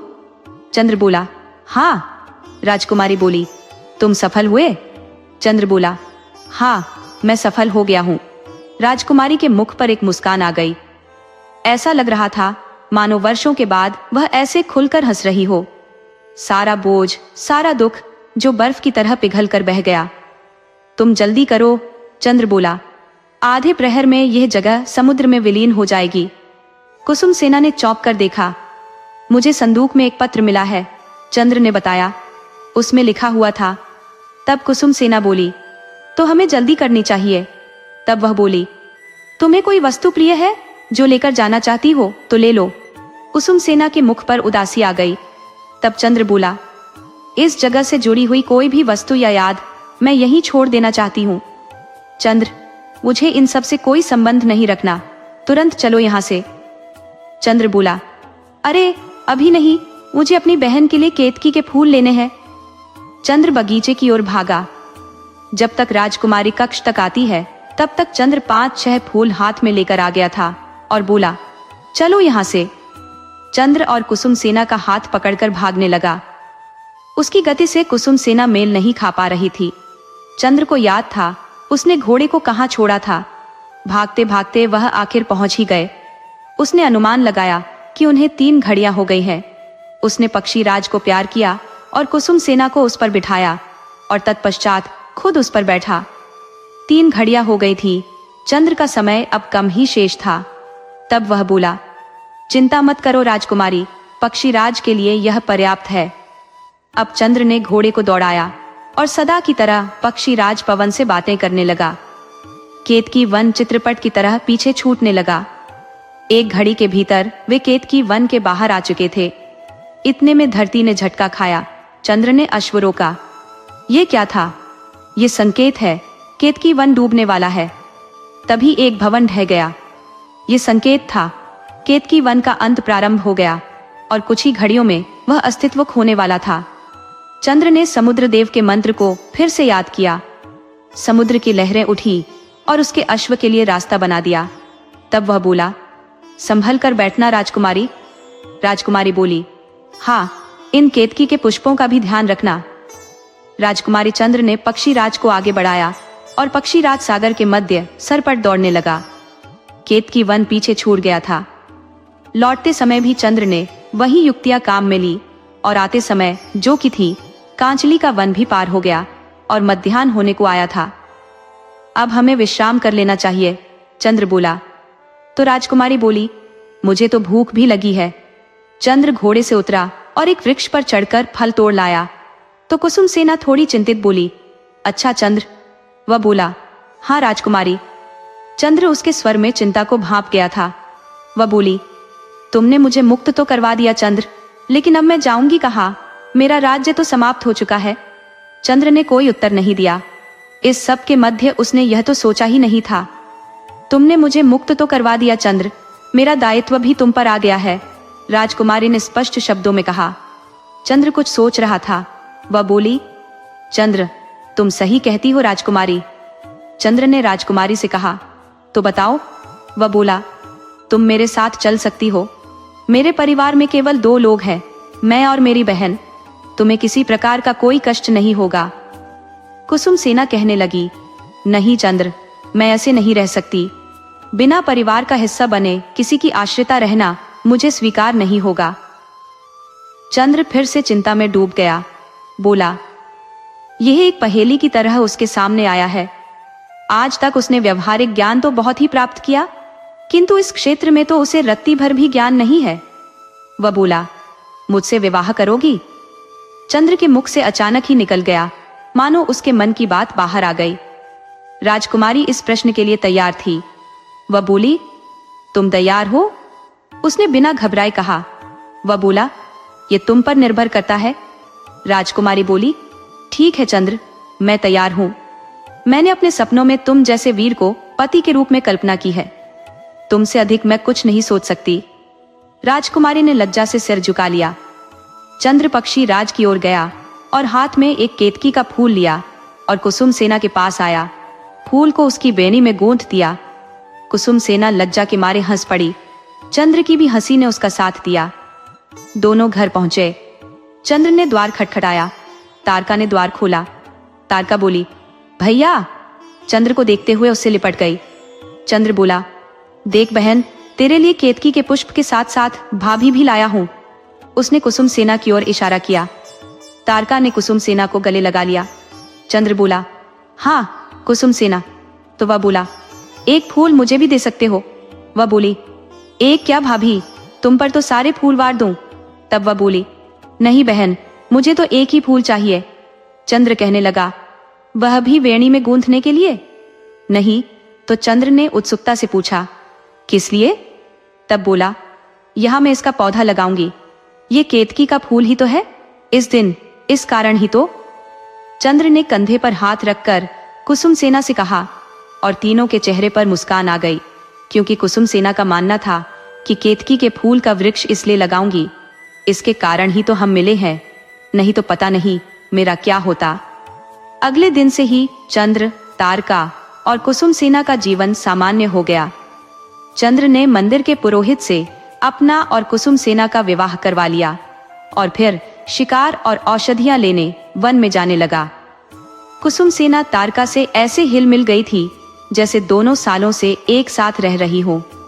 कुसुम सेना ने घर के कार्य करना आरंभ कर दिए थे। तारका उसे सब कुछ सिखाने लगी थी। उसको देखकर लगता नहीं था कि वह राजकुमारी है। उसने स्वयं को इस नए परिवेश में ढाल लिया था। कितने वर्षों बाद उसे परिवार मिला था। अब वह विवाहिता हो गई थी, बालिका से स्त्री बन गई थी। चंद्र के रूप में उसे जीवन साथी मिल गया था, जिससे अच्छा वह सोच भी नहीं सकती थी। तारका के रूप में बहन, और क्या चाहिए था उसे। चंद्र इस रोमांचक अनुभव से आगे बढ़कर अपने कार्यों में व्यस्त हो गया था, किंतु चांद वाले राजकुमार का भाग्य उसके माथे के चांद जितना ही असाधारण था। एक दिन जब वह वन में शिकार करने गया तो उसे महाराज ब्रह्मदत्त ने फिर से देख लिया। उसके माथे का चांद अब चमक रहा था। इस बार वे पूरी तरह आश्वस्त थे कि उसके माथे पर चांद है। राजा बोले, ठहरो युवक। चंद्र ने अपने अश्व की गति धीमी कर दी और बोले, कहिए। राजा बोले, मुझे तुमसे कुछ बात करनी है। तब चंद्र बोला, क्षमा कीजिए, अभी मैं जल्दी में हूँ। आपको मुझसे मिलना है तो बड़े बाजार के सबसे छोटे घर में आ जाइएगा, मैं वहीं पर रहता हूँ, लेकिन अभी आपको समय नहीं दे पाऊंगा। इतना कहकर चंद्र ने अश्व की गति तेज कर दी। महाराज कुछ उत्तर नहीं दे पाए। उन्होंने निश्चय कर लिया था कि वे इस युवक से मिले बिना नहीं जाएंगे। उन्होंने तय किया कि वह दिन में भेष बदलकर उसके घर जाएंगे, किंतु पहले उन्हें कुछ उत्तर चाहिए थे। महल पहुंचते ही सबसे पहले उन्होंने 6 रानियों को बुलवाया और कहा, क्या तुमने मेरे बच्चों के साथ क्या किया? अब महाराज का रौद्र रूप देखकर रानियों की सिट्टी पिट्टी गुम हो गई। रानी ढोंग करते हुए कहने लगी, बड़ी रानी, आप क्या कह रहे हैं महाराज, हमें समझ नहीं आ रहा। तब महाराज ने एक कोड़ा उठाया और उसी भूमि पर पटकते हुए बोले, तुम्हें कोड़े पड़ेंगे तो सब समझ आएगा। रानियों ने हाथ जोड़कर सारी बातें महाराज को बता दी। हमें क्षमा कर दीजिए महाराज। महारानी घुटनों के बल पर बैठकर हाथ जोड़कर बोली। महाराज बोले, क्षमा तो तुम्हें नहीं मिलेगी, किंतु तुम्हें मृत्यु भी नहीं दूंगा। तुम्हारे कारण मेरे बच्चे निर्धनता में रहे, इसलिए आज से तुम भी निर्धनता में रहोगी। मारी मारी फिरोगी, एक एक अन्न के लिए तरसोगी। मैं तुम्हें उस दासी को भी इसी तरह देश निकाला देता हूँ। आज से तुम रानियां नहीं हो। अब मेरा राज्य छोड़कर जाओ और शेष जीवन भटकते हुए जीवन व्यतीत करो। सैनिकों, अब भी निकालो इन्हें और उस दासी को भी बंदी बनाकर लाओ। रानियां बहुत रोईं, गिड़गिड़ाईं, किंतु महाराज पर कोई असर नहीं हुआ। उन्होंने मंत्री को बुलाया और आदेश दिया, छोटी रानी को खोजा जाए। हमें पता है महाराज, मंत्री जी बोले। छोटी रानी कहाँ है? महाराज को विश्वास नहीं हुआ। तब मंत्री जी बोले, पास के गांव में रहती है। मुझे मालूम था, किंतु आपको आज तक नहीं बताया। तब महाराज बोले, आप धन्य हैं मंत्री जी, जा और उन्हें सम्मान सहित लेकर आइए। अब मंत्री जी चले गए। मध्याह्न हुआ। राजा भी भेष बदलकर चंद्र के घर पहुंचे। उन्होंने भीतर के लोगों को देखने का सोचा। एक खिड़की से छुपकर तीनों को देखने लगे। उस युवक के माथे का चांद अब स्पष्ट दिख रहा था, यानी अब उन्हें कोई भी शक नहीं था कि यह उनका ही पुत्र है। हाँ, उसकी हथेलियों पर तारे भी हैं। वे गदगद हो उठे। उनकी संतानें जीवित है। ये लड़की उसकी जुड़वा बहन है, उनकी पुत्री। कितनी सुंदर है वह, और कितना बलिष्ठ और सुंदर लग रहा है उनका पुत्र। महाराज अपने जीवन में ऐसे उत्साहित नहीं हुए थे। उनके मन में सैकड़ों प्रश्न उमड़ रहे थे। उनके उत्तर पाए बिना उन्हें चैन नहीं मिलने वाला था। उनका ध्यान कुसुम सेना की ओर गया कि यह लड़की कौन है। वैसे तो यह इनकी उम्र की है, लेकिन कहीं उनकी पुत्रवधू तो नहीं, कहीं मेरे बेटे पुत्रवधू तो नहीं ले आया। उनकी आंखों में हर्ष के आंसू टपक पड़े। उनकी संतान इतनी बड़ी हो गई, आज तक उन्हें उनके सिर पर प्यार से हाथ फेरने का भी अवसर नहीं मिला। वे दरवाजे के पास गए और उसे खटखटाया। चंद्र ने द्वार खोला। सुबह वाले व्यक्ति को यहाँ देखकर उन्होंने आश्चर्य से पूछा, जी कहिए। तो वह बोले, ओ मेरे पुत्र। महाराज उसके गले लग गए। अब तक तारका और कुसुम सेना भी आ गई थी।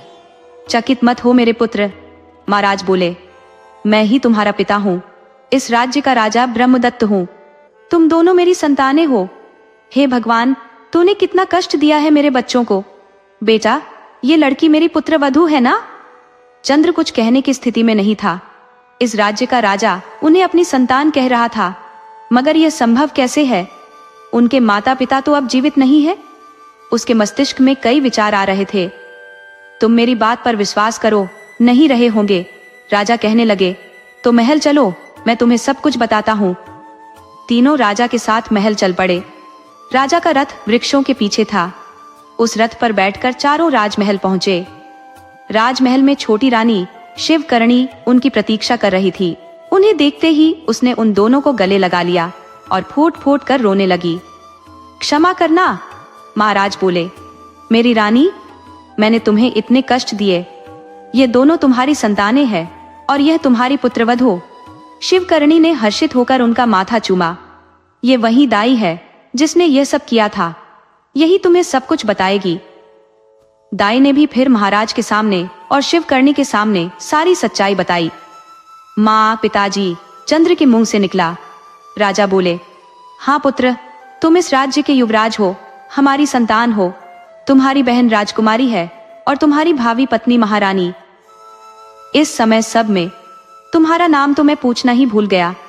मेरे बच्चों, मैं कैसे अभागी माँ हूं। शिवकर्णी कहने लगी, जो मैं अपने नवजात शिशुओं का चेहरा भी नहीं देख पाई। बताओ, क्या नाम रखा है तुम्हारे दत्तक माता पिता ने तुम्हारा? तब चंद्र कहने लगा, मेरा नाम चंद्र ललाट है माँ, और इसका नाम तारका। आपके पुत्रवध हो पुष्पवती राजकुमारी कुसुम सेना है। तब मंत्री जी कहते हैं, आज्ञा महाराज, समस्त राज्य में उत्सव की घोषणा कर दी जाए। महाराज आज्ञा देते हैं। सप्ताह भर तक राजधानी में केवल उत्सव होगा। प्रजा को कहो कि उनके राजकुमार राजकुमारी लौट आए हैं। मंत्री जी कहते हैं, जो आज्ञा महाराज। अनेक मंत्री, सेना और विशिष्ट जन उनसे मिले। रात में ही चंद्र और कुसुम सेना को एकांत मिला। क्या तुम विश्वास कर सकती हो कुसुम सेना, मैं राजकुमार हूं और इस राज्य का भावी राजा, तुम इस राज्य की भावी महारानी? तब कुसुम सेना कहती, मुझे तो खुद पर अभी तक विश्वास नहीं हो रहा। चंद्र कहता, अब तो तुम महारानी बन जाओगी कुसुम सेना। और वह कहने लगी, सुनिए। चंद्र बोला, हाँ, वो स्थान ठीक रहेगा ना? कुसुम सेना ने बगीचे की ओर इशारा करते हुए कहा। तब बोली, किसके लिए? कुसुम सेना बोली, केतकी के पौधे के लिए। कुसुम सेना ने इतना कहकर अपना सिर चंद्र के कंधे पर रख दिया और दोनों चंद्र को निहारने लगे। उसके बाद चंद्र ने अपने पराक्रम से कुसुमवती का राज्य भी जीत लिया। जनता अपने युवराज, युवरानी और राजकुमारी से बहुत प्रेम करती थी। इसके पश्चात तीनों अपने चाचा बुआ का आशीर्वाद लेने गए। समझ गए ना किसकी बात हो रही है? आखिर राक्षसी बुआ और राक्षस चाचा को बहू भी तो दिखानी थी। दोनों ने अपने भतीजे के लिए बहुत बड़ा उत्सव किया। उन्हें बहुत खुशी हुई। उनके भतीजा राजकुमार था। तारका का विवाह निकट के राज्य के राजकुमार से हुआ। राजा ब्रह्मदत्त ने 10 वर्ष पश्चात राज्य का त्याग कर दिया और चंद्र को राजा बनाया। चंद्र ललाट अत्यंत योग्य और न्यायप्रिय राजा था। दोस्तों, अगर आपको यह कहानी पसंद आई हो तो कृपया हमारे चैनल को सब्सक्राइब करें, वीडियो को लाइक करें और शेयर करें और कमेंट करके हमें बताएं कि आपको यह कहानी कैसी लगी। राधे राधे।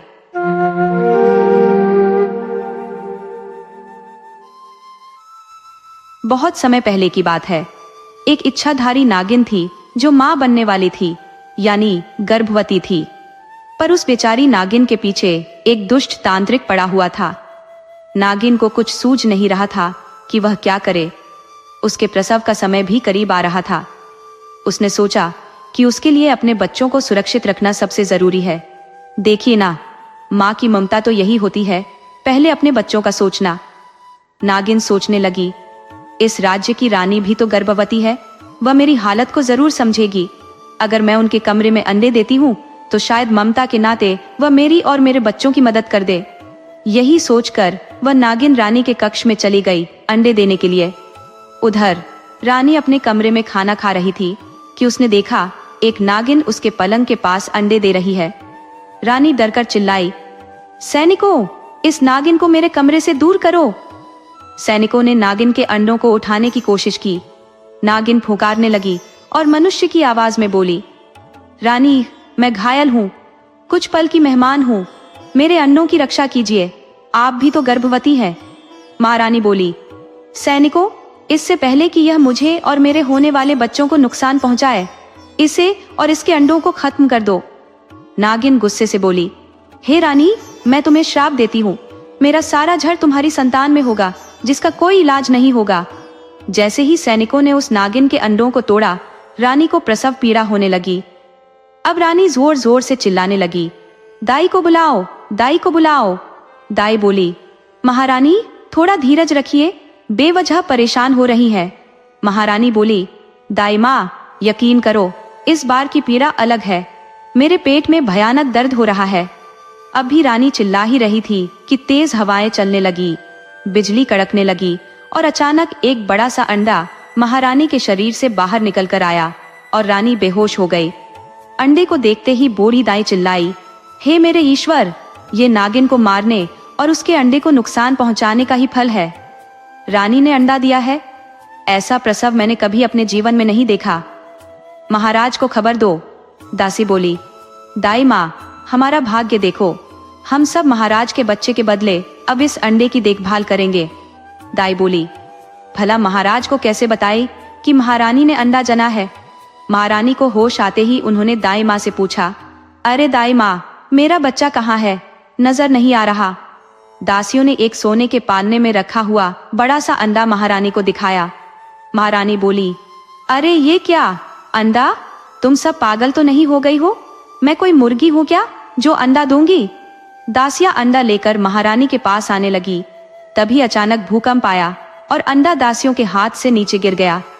आसमान में तेज बिजली कड़कने लगी। अंडे में से बहुत ही प्यारी सी बच्ची निकली। दासिया बोली, देखिए महारानी, राजकुमारी को छूते ही हमारे हाथों में जलन होने लगी है, हमारे हाथ बुरी तरह जल रहे हैं, राजकुमारी के शरीर में जहर है। रानी बोली, मुझे मेरी बच्ची दे दो, मैं अपनी बच्ची को गले लगाना चाहती हूँ।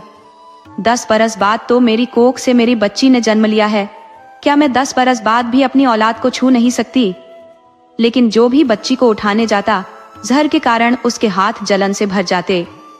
महारानी जलन की परवाह किए बिना अपनी बेटी को गोद में ले लेती है।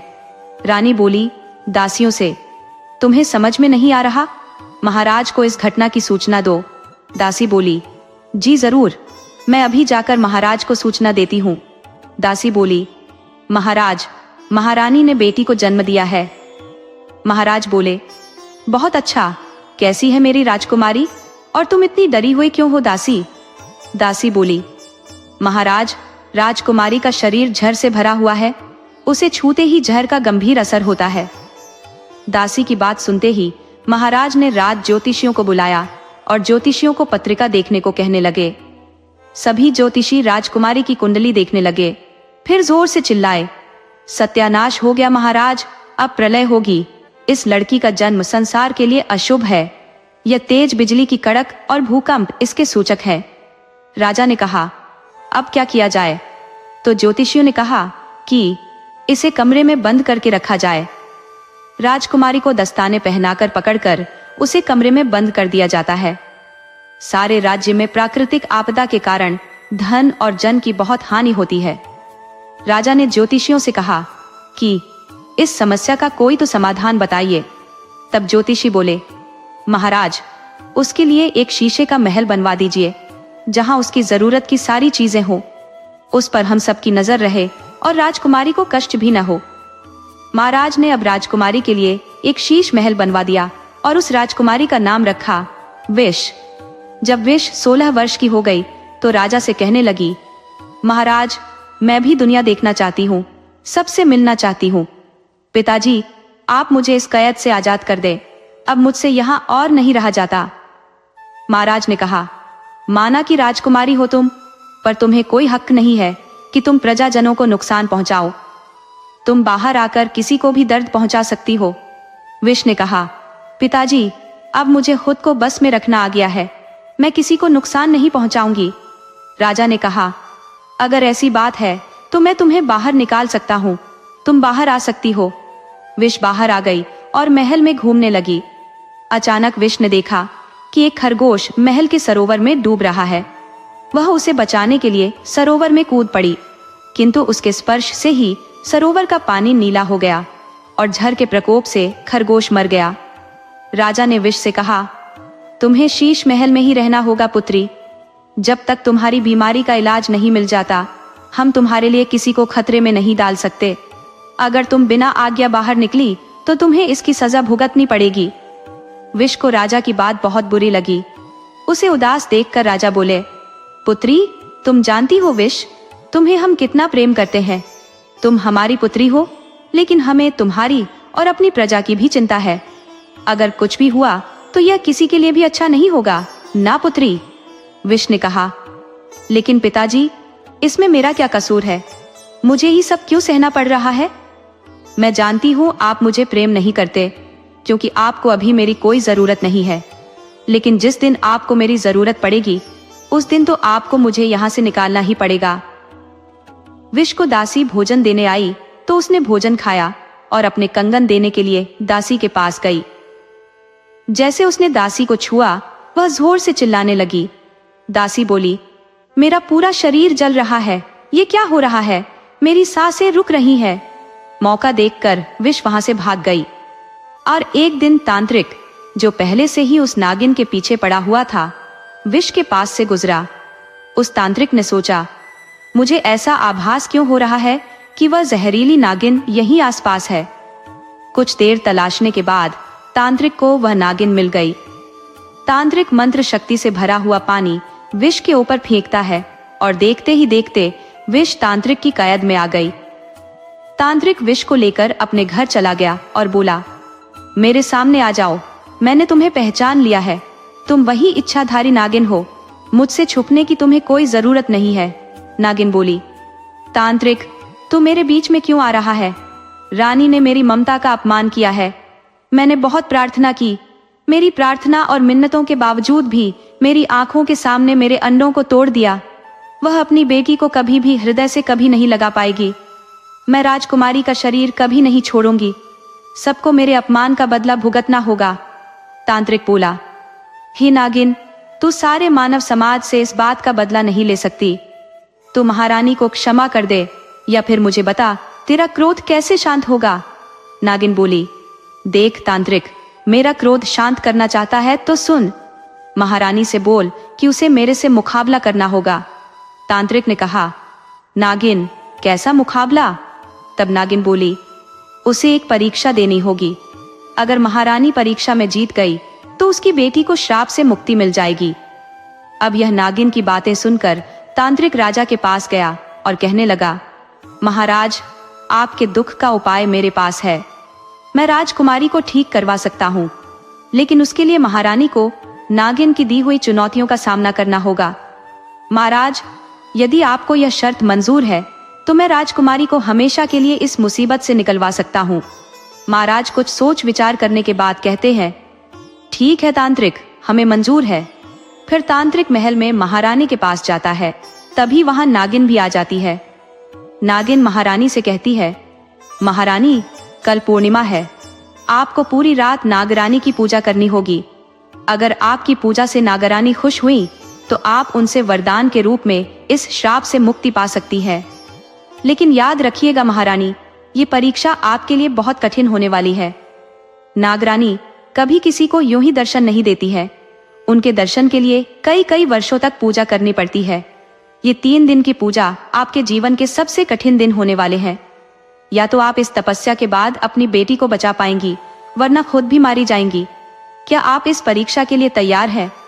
ये सुनकर राजा घबरा गया और बोला, असंभव, ये रानी इस तरह की कोई भी परीक्षा नहीं देगी, क्योंकि इससे तो हमारी रानी मारी जाएगी। रानी कहती है, महाराज, आप चिंता न करें। राजा बोले, नहीं रानी, इस तरह से तो आपकी मृत्यु निश्चित है। महारानी ने कहा, महाराज, मैं अपने प्राण देने को भी तैयार हूँ। मैं जितना भी कर लूं उतना कम है। तब महारानी दासियों से कहती है, दासियों, तुम मेरे जाने की तैयारियां करो। महारानी पूरी रात नागरानी की पूजा करती है और अगले दिन कुएं में प्रवेश करने को तैयार हो जाती है। राजा कहने लगे कि हमें कुछ ठीक नहीं लग रहा महारानी। महारानी ने कहा, महाराज, मैं जानती हूँ आपको मेरी चिंता है, लेकिन मैं अपने पापों की सजा कब तक अपनी बेटी को भुगतने दूंगी? मुझे मेरे पापों की सजा मिलनी ही चाहिए। अगर मैं वापस नहीं लौटी तो विष का ध्यान रखना और नागिन से कहना कि मुझे माफ कर दे। उसके बाद अगले दिन महारानी सुबह सुबह कुएं के पास पहुंच जाती है। राजा ने कहा, महारानी, हम आपका इंतजार करेंगे, अपना ध्यान रखना। महारानी ने कहा, आप भी महाराज अपना ध्यान रखना। उसके बाद महारानी कुएं के अंदर जाने लगती है। नागिन ने बताया था कि यहीं से नागलोक का रास्ता जाता है। थोड़ा और नीचे जाकर रानी देखती है तो लगता है पानी के अंदर नागलोक जाने का कोई रास्ता जरूर होगा।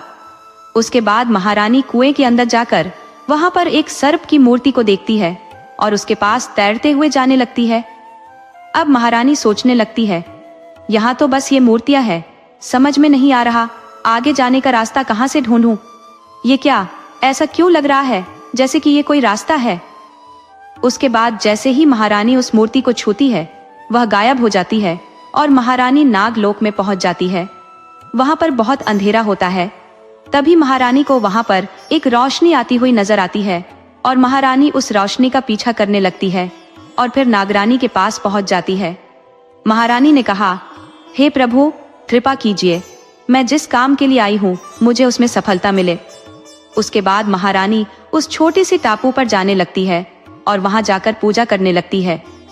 धीरे धीरे सारे सांप महारानी की तरफ आने लगते हैं और महारानी के शरीर पर लिपट जाते हैं।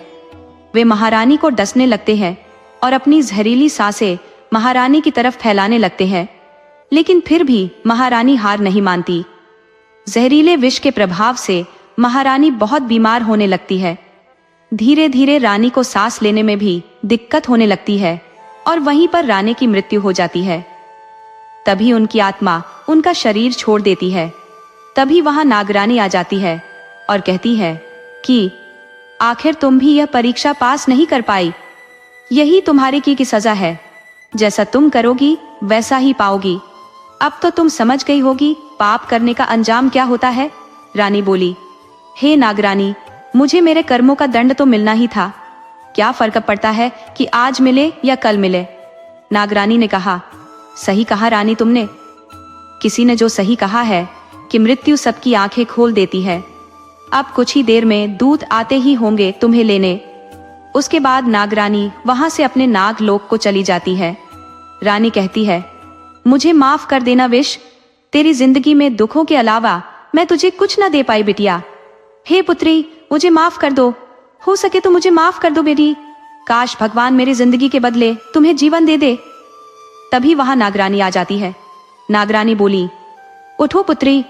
रानी बोली, नागरानी आप। नागरानी ने कहा, आखिरकार तुम ममता का सही मतलब समझ गई हो। मुझे खुशी हुई यह जानकर कि हर चीज की कीमत होती है। अब चुनाव तुम्हारा है, किसकी जिंदगी बचाना चाहती हो, अपनी या फिर अपनी बेटी विष की। महारानी ने कहा, नागरानी, आज तक मैंने विष को सिर्फ दुखों के अलावा कुछ नहीं दिया। आज अगर अपनी जिंदगी का मोह रखूंगी तो जी नहीं पाऊंगी कभी भी।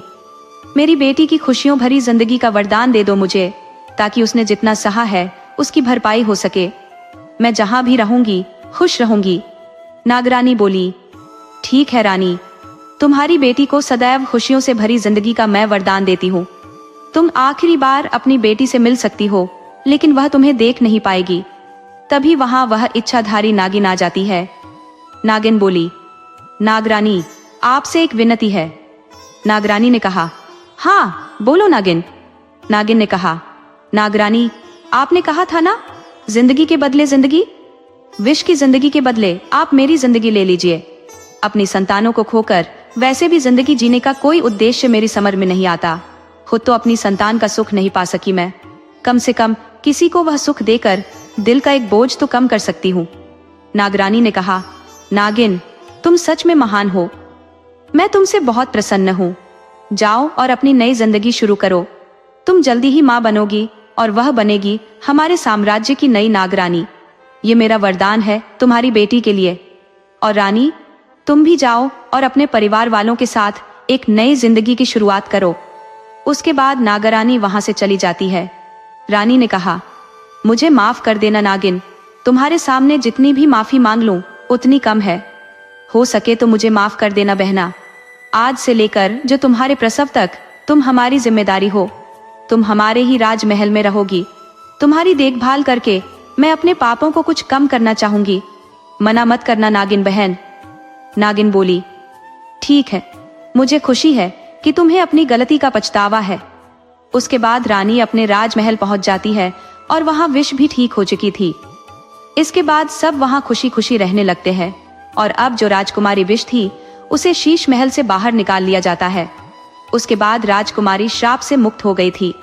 पहले तो जर के कारण राजकुमारी का नाम विष रख दिया था, लेकिन अब राजकुमारी का नाम बदलकर दयामंती रख दिया जाता है।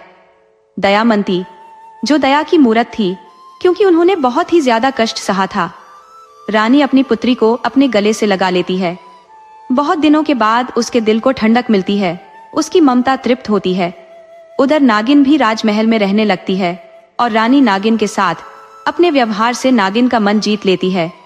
समय आने पर नागिन का प्रसव होता है और धीरे धीरे समय बीतता है और नागरानी के दिए वरदान के अनुसार नागिन की जो पुत्री होती है वह नागरानी बनती है। दोस्तों, ये कहानी हमें दिखाती है कि कैसे एक माँ का प्यार बड़ी से बड़ी बाधा को भी पार कर सकता है और कैसे हमारे कर्मों का फल हमें जरूर मिलता है। यह भी सिखाती है कि क्षमा और दया से हम दूसरों का दिल जीत सकते हैं और जीवन में एक नई शुरुआत कर सकते हैं। तो अगर आपको यह कहानी अच्छी लगी हो तो इसे लाइक करें, शेयर करें और चैनल को सब्सक्राइब करना न भूलें।